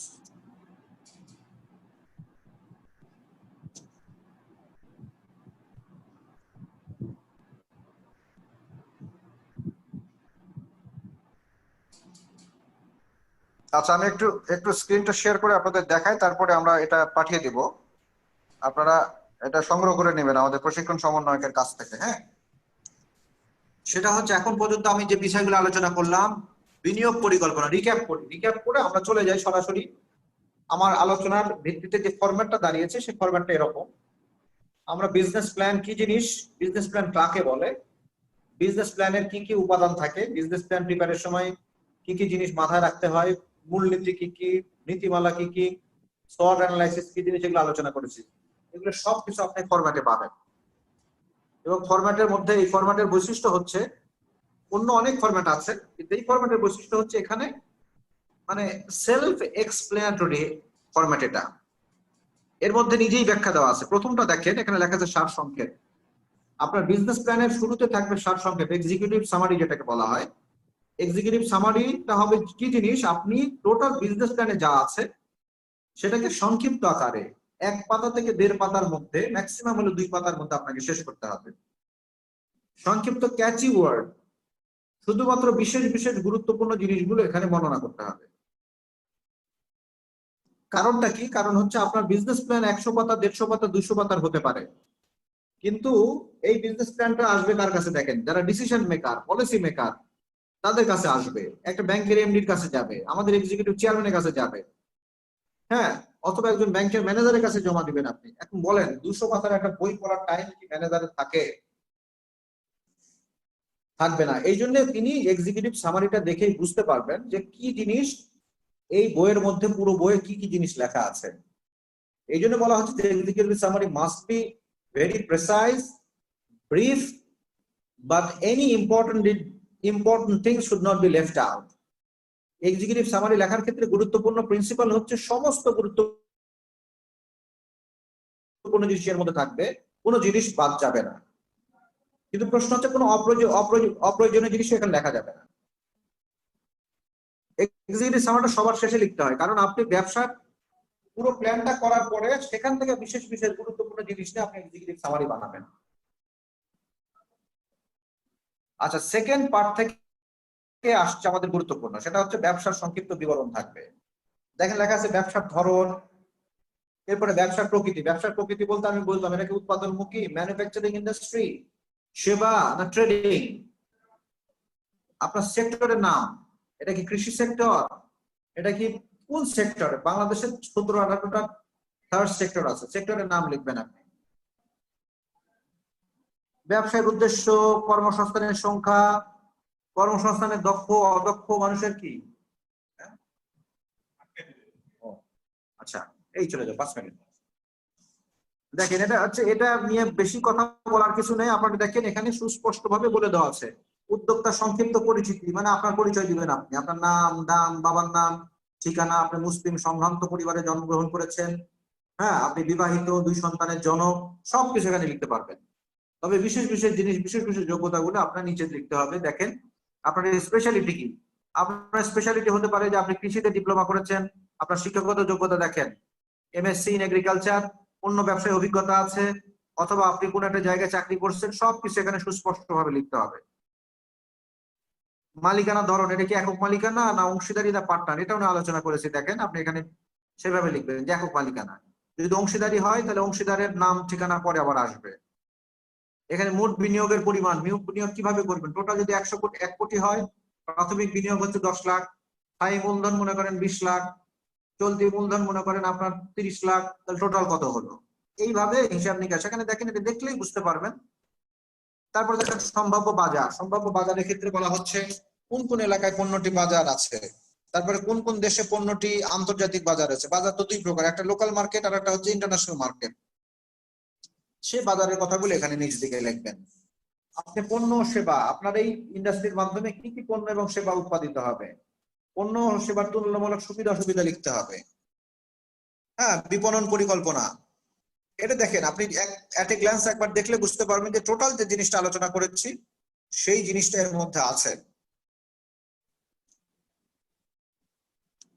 এবং প্রত্যেকটা হেডলাইনের পাশে বলে দেওয়া আছে যে কি করতে হবে আপনাকে। হ্যাঁ, বিক্রয় পূর্বাভাস মানে হচ্ছে কি পরিমাণ পণ্য বিক্রয় করা হবে, 3 বছরের প্রজেকশন আপনি লিখে দিবেন এখানে। বিপণন কৌশল কি হবে, আপনি কিভাবে এটা ডিস্ট্রিবিউট করবেন, আপনি কি ডিলারশিপ নেবেন, না কিভাবে কিভাবে আপনি এই জিনিসগুলো মানুষের দোরগোড়ায় পৌঁছাবেন, এই বিষয়গুলো নিয়ে এখানে বলে দেওয়া আছে। আপনি নিজেই লিখবেন। আমার বিশ্বাস আপনাকে আজকে যদি শেয়ার করা হয়, বাসায় গিয়ে আজকেই যে সমস্ত জায়গায় আপনি পারবেন সেগুলো ফিল আপ করতে থাকবেন। আস্তে আস্তে আমার মনে হয় 15 দিনের মধ্যে খুব সুন্দর একটা বিজনেস প্ল্যান আপনারা বানাইতে পারবেন। এবং কোনো বিষয় নিয়ে কোনো কনফিউশনের কোনো জায়গা আসলে কোনো রাখা হয়নি। আপনি টেমপ্লেটটা নিজেই যদি ফিল আপ করার চেষ্টা করেন, আমার মনে হয় সবচেয়ে ভালো হবে। এটা হাতে কলমে আপনি নিজেই শিখতে পারবেন।